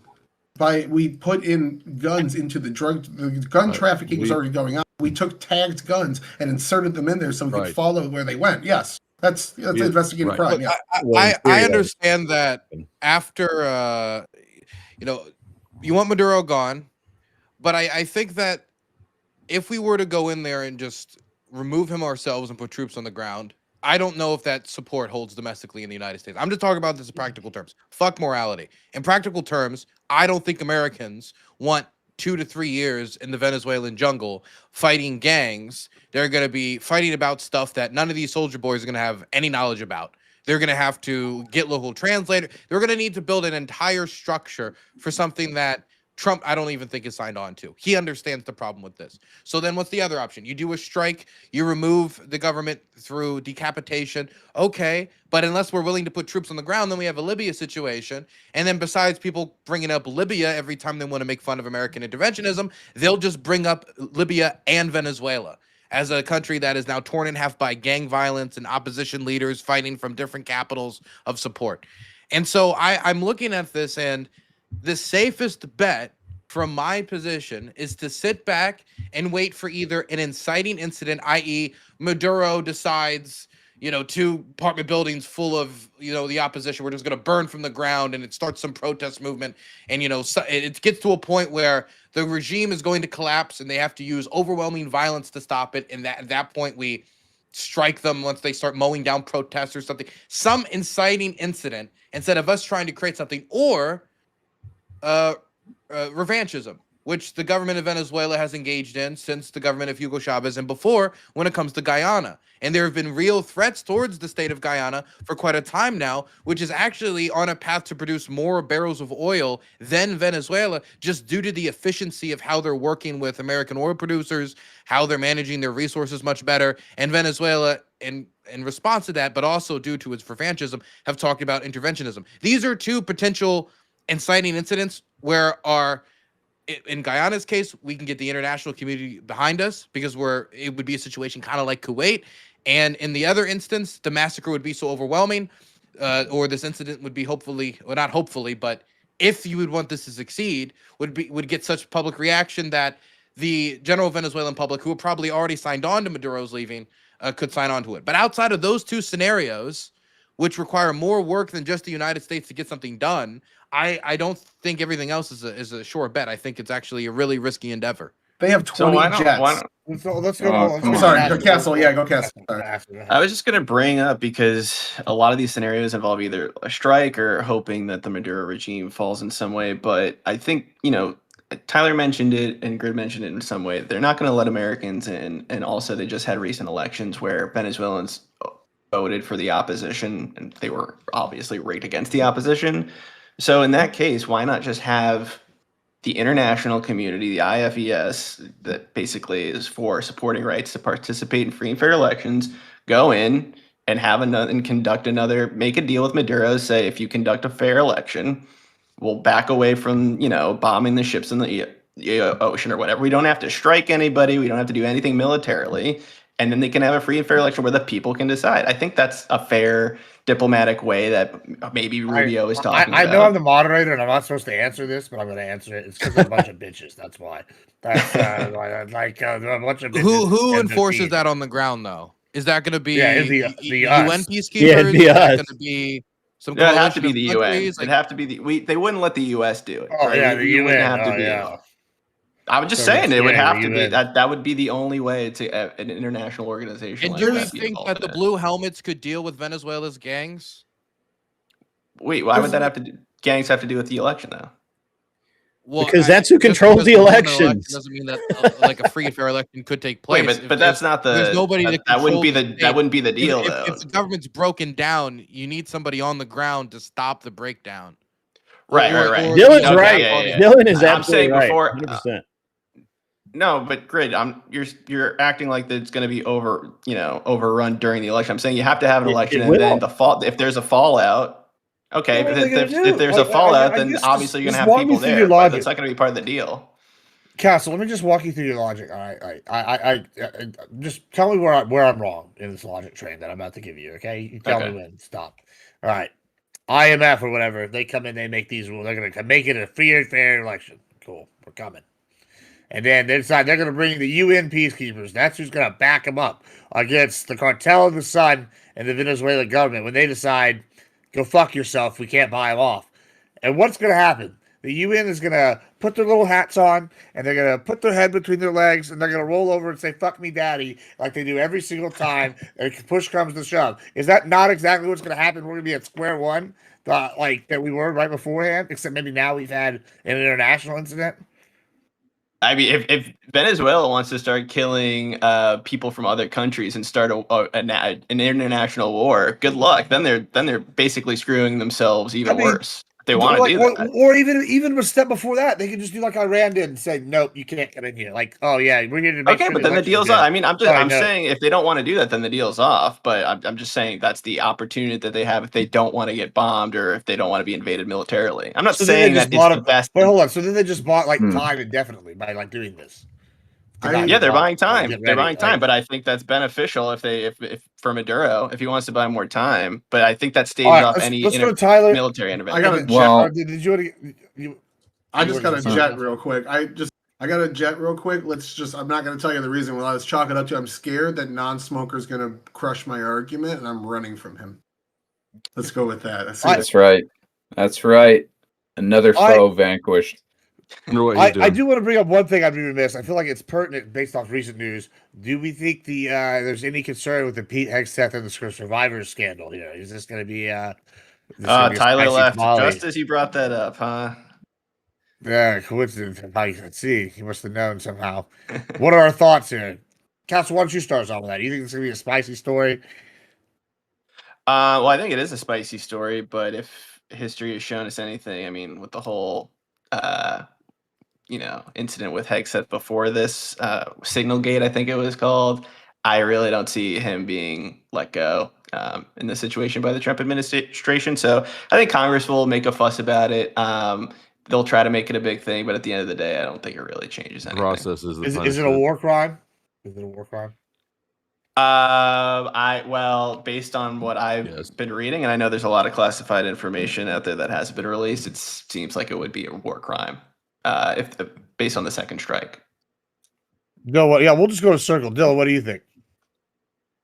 Whether it's a war crime or what I think of or Pete both. Hegseth, Like, what do you think of this? Would I go get a beer with him? This specific situation with the kill the survivors thing, and whether they're not. There's a bunch of things you would have to assume in order for this strike to be legal. Number one, you'd have to assume that the president is, by ordering these strikes as commander-in-chief, he's acting within his legal authority to do so in the first place, both by using the authorization for use of military force, designating these group terrorist organizations, even though they're largely engaging in the financial transaction of drugs for profit, in order to say that that's legal. That's the first thing, that even engaging in any bombing by using that pathway is legal, and that the president of the United States doesn't have to ask Congress. Then you have to assume that the way that the strike was conducted is legal. And what we know right now is that there was two strikes. There was an initial strike that killed, I believe it was 9 people, and then another strike which killed the remaining 2. We have not seen the footage. Footage does exist of this. I hope the administration posts the footage online, as they have posted footage of other strikes before. So I don't know what would restrict them from doing it. But from the senators who saw it and were a part of the briefing that happened earlier today, it seemed that there's some consensus that there's no evidence that Hegseth himself ordered to kill them all, which was the way people, one of the quotes that people were using. But it seemed that there was also one of the quotes that stuck with me from one senator was, it was one of the most concerning things I've seen in the way that the second strike was done. And so that leads me to believe that there's a good chance that the boat that they were using was disabled, that they weren't able to continue to move along with that boat, and that the strike is being based off of the legal idea that, well, those guys in the water who can no longer move around might call back to their buddies, and they might come and grab the drugs and then save the drugs. And since the drugs are a weapon against America, we have the right to blow it up.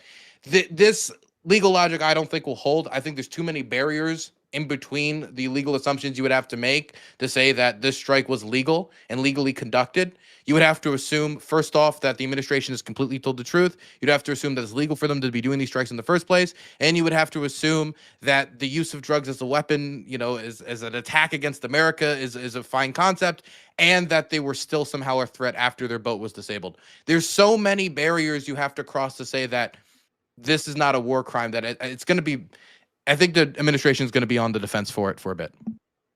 Dusty, what do you think? After that, I think that he basically stated everything well. I agree with Dylan.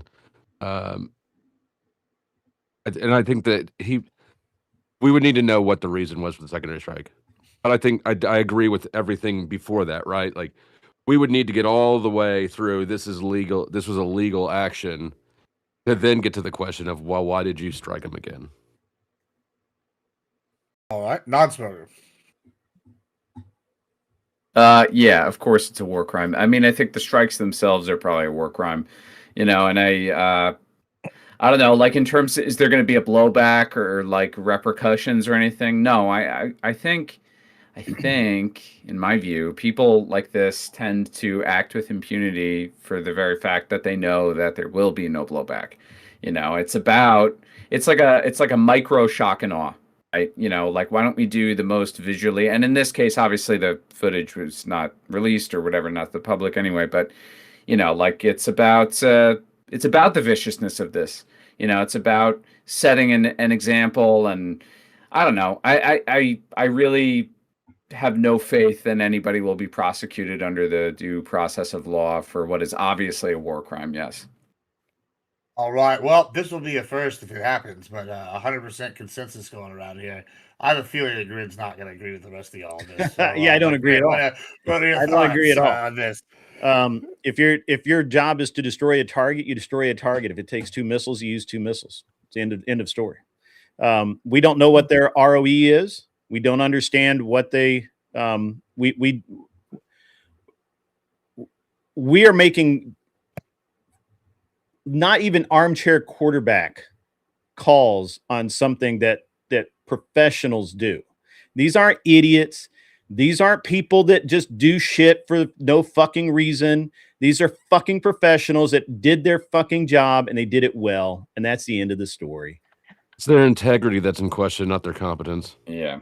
They're also not good people. So I do not in general question the integrity of an entire. At what point you would think that you? the U.S. has At what ever point would committed you a war question it? crime? I'm sorry. Well, Has the I do U.S. wanna ever put committed out- a war crime in your view, though? No, Grid? we've only committed war crimes and wars. Well, actually, lost. Canadians define Right, the only war crime is not reasons killing we enough have of the them. term war crime. So I don't know that we've ever risen to that level of, but we'll figure it out. I'm sorry, you were So going to then, have can something, other Dylan, I countries commit war apologize. crimes? I- Can other countries commit war crimes? I don't know. Have they? Can you? I'm define asking that for you. me? By Can you your define that for me? standard, can they not? By my standards, Yeah. I believe that Yeah, an standards, example yeah. of war crimes such as beheading unarmed men, yes, has happened. Right. Would that constitute a war crime of a different variety or category than killing possibly just random people on the sea? No, that's not the same thing. If you think it's the same thing, you're a complete fucking idiot. How is it Well, I mean, different? you can call me names, but Really I mean, different. I just I'm not what's the calling you a name. distinction? I'm saying that if you believe that I'll be the idiot. What's the literally difference? Yeah, beheading what's the somebody distinction? with a fucking sword that is unarmed is a war crime, that and that equates somehow to sending So Is it the rocket it's sword or only is it war the crimes to unarmed? behead people. that Is that what you're saying? that we do As not. long And as you their don't head even is know attached. the ROE. You don't know if anyone was armed. You know nothing, and you're trying to make an armchair quarterback call. You know as much and- as I do. right, and which is If why I they're said on, I if they're on don't. a As sinking far as I ship, know, they're it's probably fine. not Kim- armed and dangerous to us. Well, It's safe to say that they're Literally, not people in dangerous to us. Afghanistan are not armed and dangerous to me, but yet we kill them. well, Yeah, I have a In problem war with that crimes, too. Incidentally, we've committed a We're just lot. trying to well, figure no, out where in your this case, standard I think is. It's interesting because the argument being made is that they are dangerous to you. The argument that's being made is that the drugs that are being brought into the United States is a threat to you and to me and to everyone in this room. That's a threat to American citizens. That it is a type of war, and therefore that gives us authority to strike them.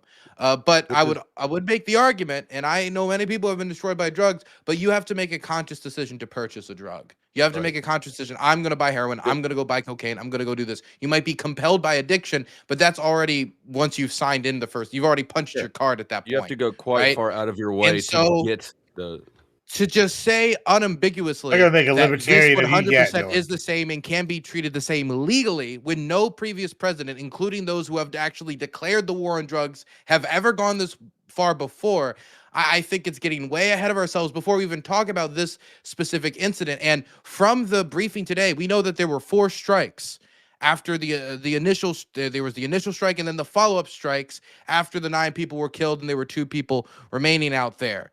I understand that there are people in the U.S. Army that are fantastic people. I was raised by a U.S. Marine, but after, spending a little time talking to people from across the globe, international fighters, Ukrainian fighters, people all across the world, all sorts of people can end up committing war crimes. I don't think that there is an army in the world that is invincible against the disgusting allure of committing atrocities against your fellow man for reasons of revenge, for reasons of like sadomasochistic like type of sexual desire, whatever it is. There are people like that, I think, in every army, and it is the job of the army to keep those types of people in check and try to reduce the amount of those people that are in the armed forces. So while I do trust, U.S. service members, I don't necessarily trust every single soldier once given an illegal order to say, wait a second, the U.S. Army handbook says, or, wait a second, I don't know if this order is 100% moral. If that was the case, In this case, it would be the then, Navy. things like my lie wouldn't have happened. or Excess a has been bunch on of the record different telling incidents in soldiers Iraq. to not talk about crimes they may have committed overseas too. So like this is well known that the U.S. has committed war crimes in Afghanistan before. It's not out of the question that we would do it in this situation. But also like, Grid, even if let's say somebody in the U.S. was selling drugs and you were buying them willingly, nobody would say that you're allowed to kill your drug dealer either. That would still be a crime. So I don't see how even somebody in a boat trying to deliver drugs to wherever it is would still be like a legal strike. It's just something that is Legal in the overreach. Yeah, I Right. mean, just to Dylan's point, quick too, not to keep piling Hold on, but on, like, hold on. if you One create at a a precedent, no, let me Let- just oh, yeah, finish. let him If go. you Let him create go, a Grid, then you could go. if Yeah, if just you let create a everybody- precedent where anybody shipping drugs is potentially an enemy combatant, then by that logic you should be carrying out lots and lots and lots of more strikes, right? I mean, anybody involved in the drug trade is a potential target, because therefore they represent the same level you have of a problem threat with as the that? people you killed in the Caribbean. Do you have a And problem well, with my issue with that is that more so if they're following through that as like the policy, which was I guess one interpretation of what a war on drugs might end up looking like, I would question why they're not following through with it. And then I would say, okay, this seems to convey to me that that's not the objective here. It's not about actually stopping drug dealers or viewing drugs as a hostile threat to the lives of Americans. You can It's assign about whatever- gunboat you can diplomacy assign and whatever trying to force regime motivation change. you want to it, but what we're dealing with is what the rules of engagement what the military is acting on. You can so the problem that the disconnect that Dude, you this guys, is like saying you're wanna keep only going to assigning- prosecute you wanna murders keep from like one group assigning of people. a motivation to people who are following orders that that thus far have not been challenged and won. And I'm talking about the people who gave the court of orders. law. So until they are, they're legal orders, and they can legally blow those fucking boats away. Now, if What that about the people who changes, gave I will the be the orders? first one to say, "Yep, they can't do that anymore." But right Can now, orders be as of illegal? right now, it's perfectly legal for those boats to get blown to hell and back. Dude, your homework I don't assignment for think it's tonight the is court Google decision that would jingoism. decide whether it's legal or not. It would be illegal. Like there are things that have been done by people in position of power that are illegal and never go to a courtroom. That doesn't mean those Yes, things were but legal. currently, It just means that they weren't this prosecuted. has been examined and has been determined thus far to be legal. And if By if who? that changes, By who? if that changes, then we'll take care of it. Actually, Wait, Grid, he's who determined it was extended legal? Okay, they have actually. No, but who? I don't have my- I I don't I have don't my know. notes. I apologize. I put my notes away, so I have to pull it back up. But fuck, I don't even know what I did with them.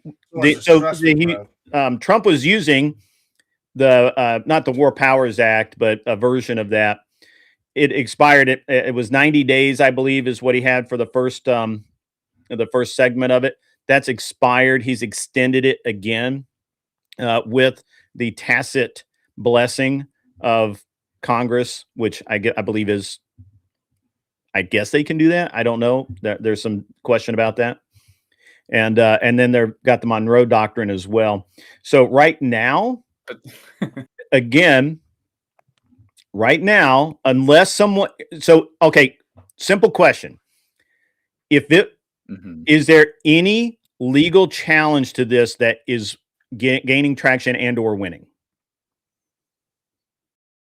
Well, that's what the congressional insight is going to determine based on the footage that they release, and then also whatever reporting came out from the decision that was made. Months. This has been going on for months. Has there been any congressional challenge to this or other challenge on legality that has gained traction and or won? If not, That then would it's determine your fucking opinion on the legal, matter? and you can whine about it all you want. You can cope and seethe and cry all you want, Because but they it's legal, and he can do it. Uh-huh. I do want to throw out there that the president's party does control Congress, and the president has done things that were illegal that Congress did not want to check him on, that the courts came out and then said, actually, this is unconstitutional. Actually, you cannot do this. And so I don't think that congressional action is necessarily the dictator of what is legal or not legal. Well, then it'll go to the Supreme Court. Dusty, go ahead. You're on the right, like more than these other three guys. They're all like left-leaning individuals. I would think more on the right. What he's in his libertarian field right now, though. Yeah. What are your thoughts? I mean, I think that the claim that there's not legal action against it means it's legal and Grid knows that it's fucking retarded. By that logic, anything that's not okay. I mean, was Haditha like not a war crime in Iraq? Was Haditha not a war crime in Iraq because all those people were like let off the hook? I don't know. Was it? I mean, it's a ridiculous standard. You're trying to dude. By your criteria, America can never commit a war crime because of the fucking Monroe Doctrine. Regardless of whether, terrible just because we say this is our hemisphere and we can do whatever we want. Go ahead. It's ridiculous. Go ahead. Dusty. I want to know, Grid. I'm sorry, I can't hear you. Opinion on it is you can't hear me? Am I low? Yeah, you're a little low. Well, he was talking too, so. Yeah. Is your opinion, Grid, just a byproduct of what Congress does or of legal action? Oh, yeah, do you have an opinion of your own, or do you just? I've already said my opinion. My opinion is like the taste of boots. Yeah, my opinion is that I don't have a problem with them blowing the boats out of the water. I just don't. What is your favorite flavor of boot?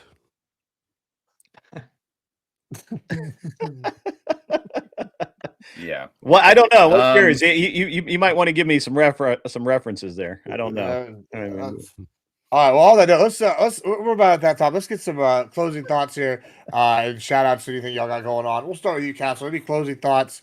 Shout outs. What you got going on? Talking to people. Cool. Yeah. So closing thoughts. I mean, I think I don't know. It sounded like outside of grid and Tyler, and there was even maybe some agreement on some of the things that Dylan or Not Smoker was saying about whether it's really drug related or not. It sounds like we at least got closer to acknowledging the truth of the motives behind why we're doing these things.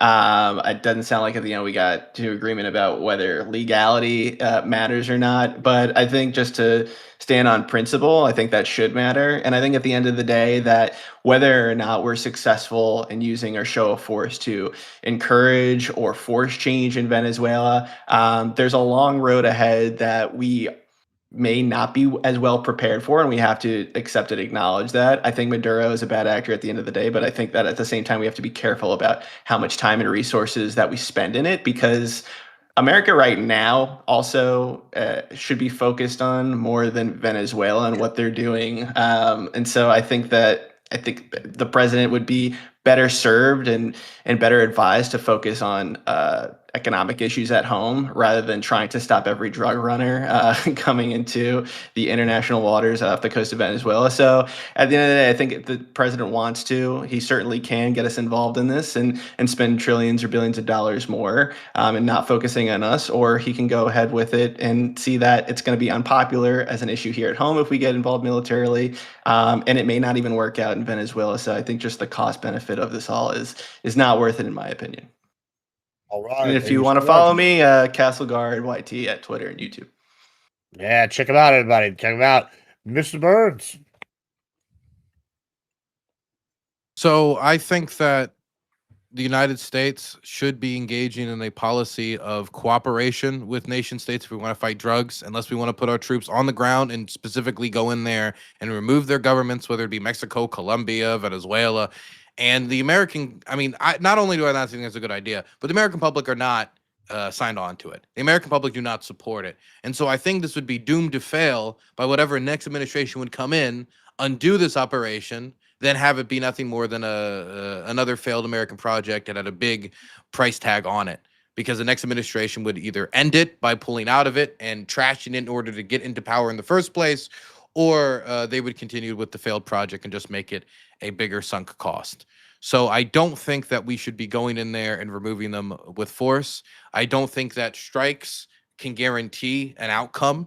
And with so many of those outcomes being lawless hellscape with gangs controlling this part of the country and gangs controlling that part of the country, that doesn't make much sense for me either. The only scenarios I can think of is if there is a unending avalanche of violence that makes it so that there's not really much of a choice for the international community to do something but act like they should in Sudan, like they should in other situations where the humanitarian catastrophe continues to spiral, or they take a revanchist stance where, due to the international pressure on Maduro and due to the economic struggles, he decides we're going to invade Guyana in order to rebring national sentiment, try to bring back support for me, something like that. Those are the only two scenarios where I could see the United States being able to intervene militarily and have both international support to help stabilize the situation afterwards, or the domestic bottom-up support in Venezuela and at home to make it so that we wouldn't have to manage the whole situation ourselves. All right. Thank you so much. And again, go check out his new documentary. It's really good. He does good work. It was really cool seeing on the ground action. Some people just talk about things. Dylan actually O's and B's about things. That's a really cool thing. Mr. Dusty, thanks for joining us for your first time here. I'm glad you were able to come join one of my panels. Was real happy to get you here. Hope you enjoyed it. Any closing thoughts? Thank you for having me, and I hope to come again. Pause. My name's Taylor. My channel is The Powder Dusty on YouTube. I think that the official, as far as the information that we have goes, the reason we state for meddling with boats outside of Venezuela is insufficient. Like I said at the beginning, I think we should end the war on drugs entirely. And so I think that that's unjustified entirely. As far as, and I think that everybody else on the panel agrees that that's not a sufficient justification for what we're doing, which is why we spent the whole discussion looking at other reasons why we could speculate that they're doing it. I mean, it's really hard to say if those other speculative reasons are justified because we don't know what they are. But from what we do have, I just don't see how anybody could support just blowing up random ass boats and then going, well, they're drugs. All right. Thank you so much. And where can they find you? Powdered Dusty on YouTube. Fantastic. Thank you. And Mr. Non-Smoker. All right. Twitch.tv/non_smoker. Catch the struggle session every 2 weeks out on WUSB Stony Brook, WUSB.FM. So I'm completely in the camp of non-interventionism once again. It's nice to know I'm not totally alone.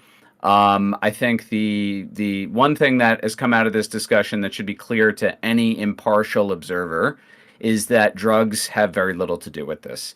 It's clearly part of a multi-decades long approach towards Venezuela in which we've tried to push regime change and failed. I oppose regime change. I oppose arbitrarily removing governments we don't like and expecting it to just work out. It almost never does, whether that be through military intervention directly, like invading, or targeted strikes, as was suggested before, or economic means like sanctions, which kill innocent fucking people, or gunboat diplomacy. Any of those things, I'm completely against it because it almost never works. It hurts the people there and it makes the world at large angrier at us, trust us less. It weakens America. It's bad for Americans. Far worse than shipping drugs into this country. I find it absurd the notion that we would send troops into Venezuela who might go there, suffer PTSD, ironically enough, get addicted to fucking drugs, come home, and then not be sufficiently taken care of by the federal government. And there are people who will still continue to advocate for an intervention after that. The whole thing is really disgusting.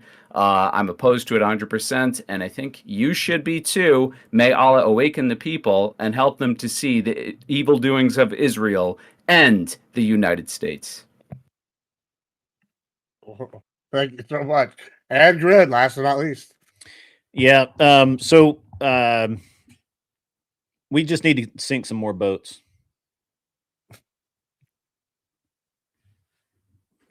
That's it. And where can they find you?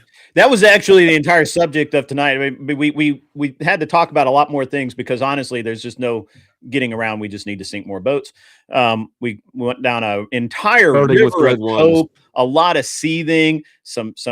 We did agree with Dylan on a lot of the points that he made about why it was probably not worthwhile to invade or get into an Afghanistan type situation. Although he thinks it'll work, I don't want us to get into that sort of deal with any other country. I don't think we've not had a good track record with regime changes over the past 70 fucking years that we've been trying it. You can find me at An Unreasonable Man, and I just, I say important things and do important things sometimes. And you have a show tomorrow, don't you? I do have a show tomorrow. I do. Oh yeah, tomorrow. Where can we find your boat at so that we can? My boat? Make sure it's taking. My boat's in my driveway. My boat's in my driveway. I know exactly where that Trump. Is it a cigar boat? Cigar boat? By it is not a cigarette. Doesn't boat. matter. It's full of drugs and illegals. Yeah. Well, I mean, if you're on there, it's certainly full of illegals. Well, no, thank you so much. I am in the boat. Wink, wink. I'm in the in-out, raid-out. We're going to raid Hot and Streamy. She's one of the homies. Thank y'all so much. And thank y'all for all being here. I appreciate it. I look forward to hitting y'all up soon for something. Thanks so much. All right. Bye, guys. Bye-bye. Later. Fucking losers. That was... What the fuck, man? and fucking Tyler just pieced out. Oh yeah, he did. Yeah, he did peace out early. He did. Yeah, that was a good panel. That was a good 2 panels actually today.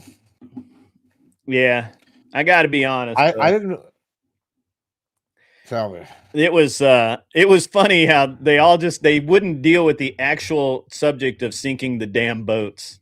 Like want to talk about everything else, but not sinking the damn boats. Yeah. I I don't know. I like. Hold on a second. That's all right. I'm going to answer my chat It was. here. Go ahead. Yeah, you're good. I was gonna say, yeah, it's interesting that nobody wanted to talk about that. I feel like I was hoping with Kentucky there I would have had a more aggressive pro like interventionist take, but Well, I'm not even. I'm a non-interventionist, but I understand. But it's not intervening to sink boats headed into the United States, which it was done. You know, so they're saying that the boats go to Cuba. Yes, they go to Cuba, then they go to fucking Florida. Like, what? How fucking stupid can you be, right? Like, this is done. Oh no, they go to Europe. Yet, what the fuck ever? Get out of here with that shit. Yeah, whatever. But the I don't have a problem with destroying boats. As a matter of fact, my chat is asking that I don't want regime change like removing Maduro, who Trump threatened, telling him to step down. I agree with all of that Trump should have done. You want a hot take? I'll give you a hot take. Hold on, let me finish chat. You ready? But I do support bombing the drugs boats. Yes, absolutely, because the boats are coming to fucking America. That's not intervening. That's defending. That's the problem. People don't seem to understand. It's a very the words have meaning. We are defending America. We're not actually destroying anything. Anyway, go ahead. I'm sorry. Yeah, I'll do you a hot take. Yeah. Sometimes, I hear it. I've heard several times. People go in this panel today, and I've heard it before. Oh, it's bad when we go and just like do a Libya style thing, and the country just falls into chaos. Here's a hot take. That's a good thing for America. Sometimes it's going to sound bad, but if you take out a country that's powerful and it's about 50 different groups fighting each other for power, that none of those individual groups is as strong as that one united strongman or the one united country. And hey, it's a lot less likely ISIS gets a nuke or can produce nukes than it is that Iran can produce a nuke.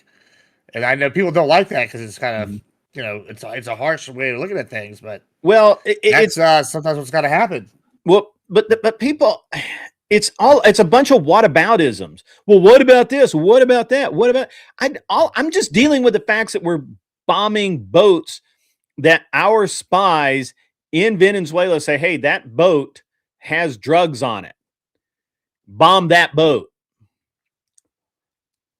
It's crazy. I'm going to answer my chat again.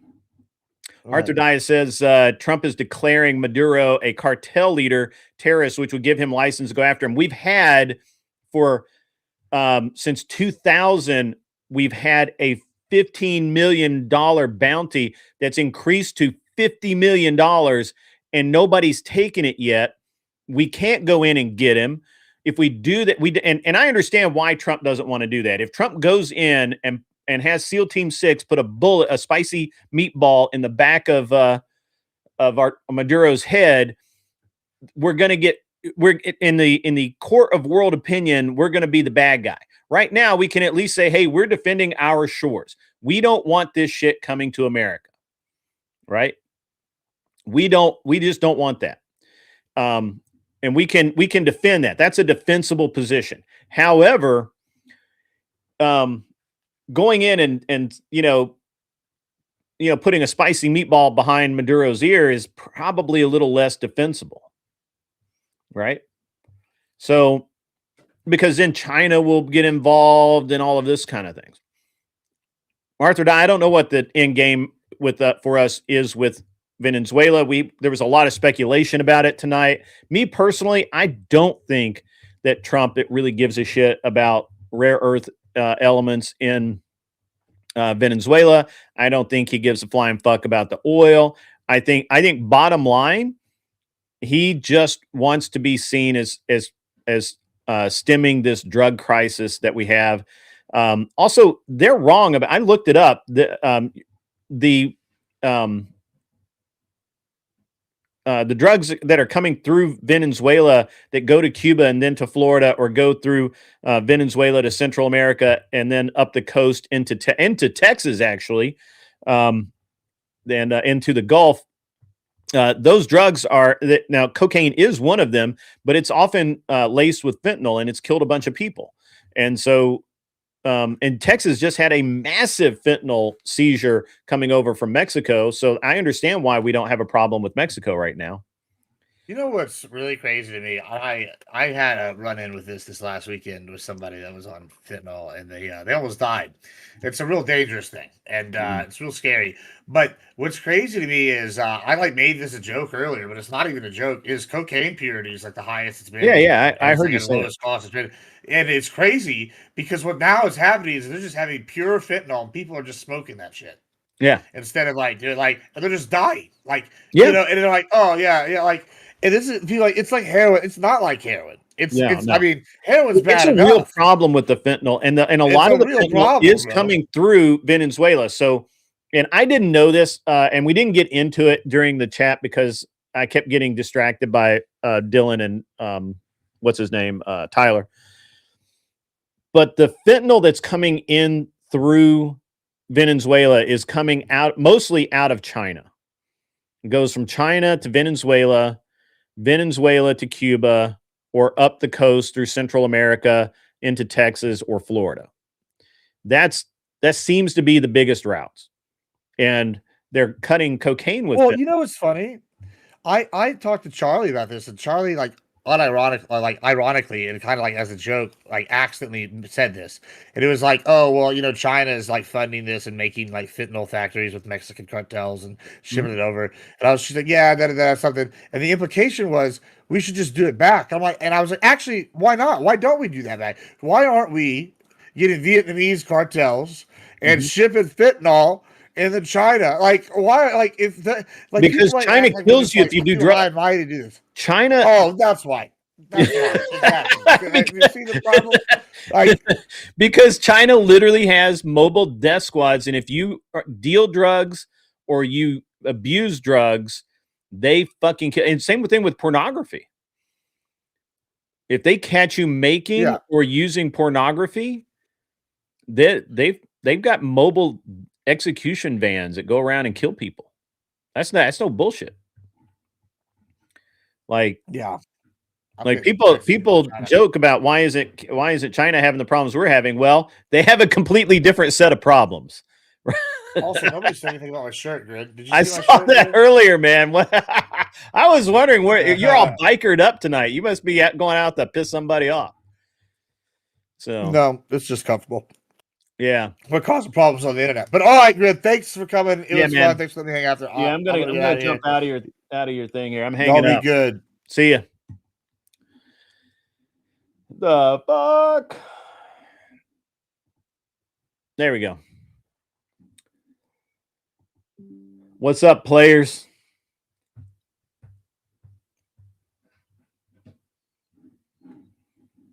Maybe we should copy China. We could. We used to. Yeah, I kept telling them this, and they kept kind of like hand waving it away. But that's the reality, is that the drugs come from China, they go to Venezuela. It gets shipped through these go fast boats to Cuba to go to Florida or up the coast of Central America into Louisiana.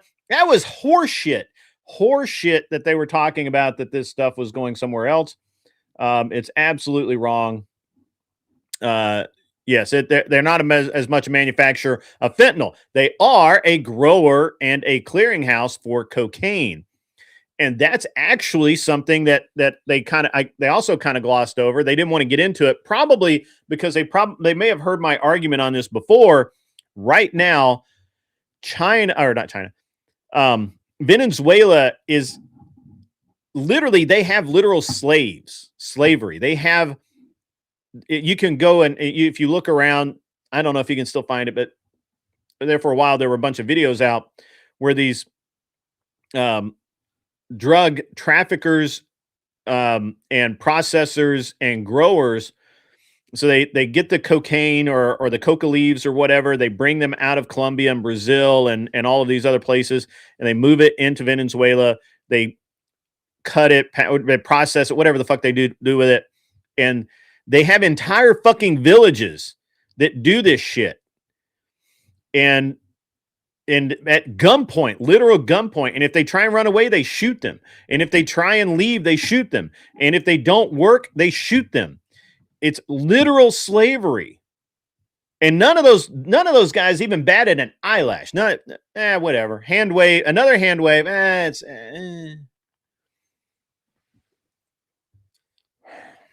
Fucking liberals.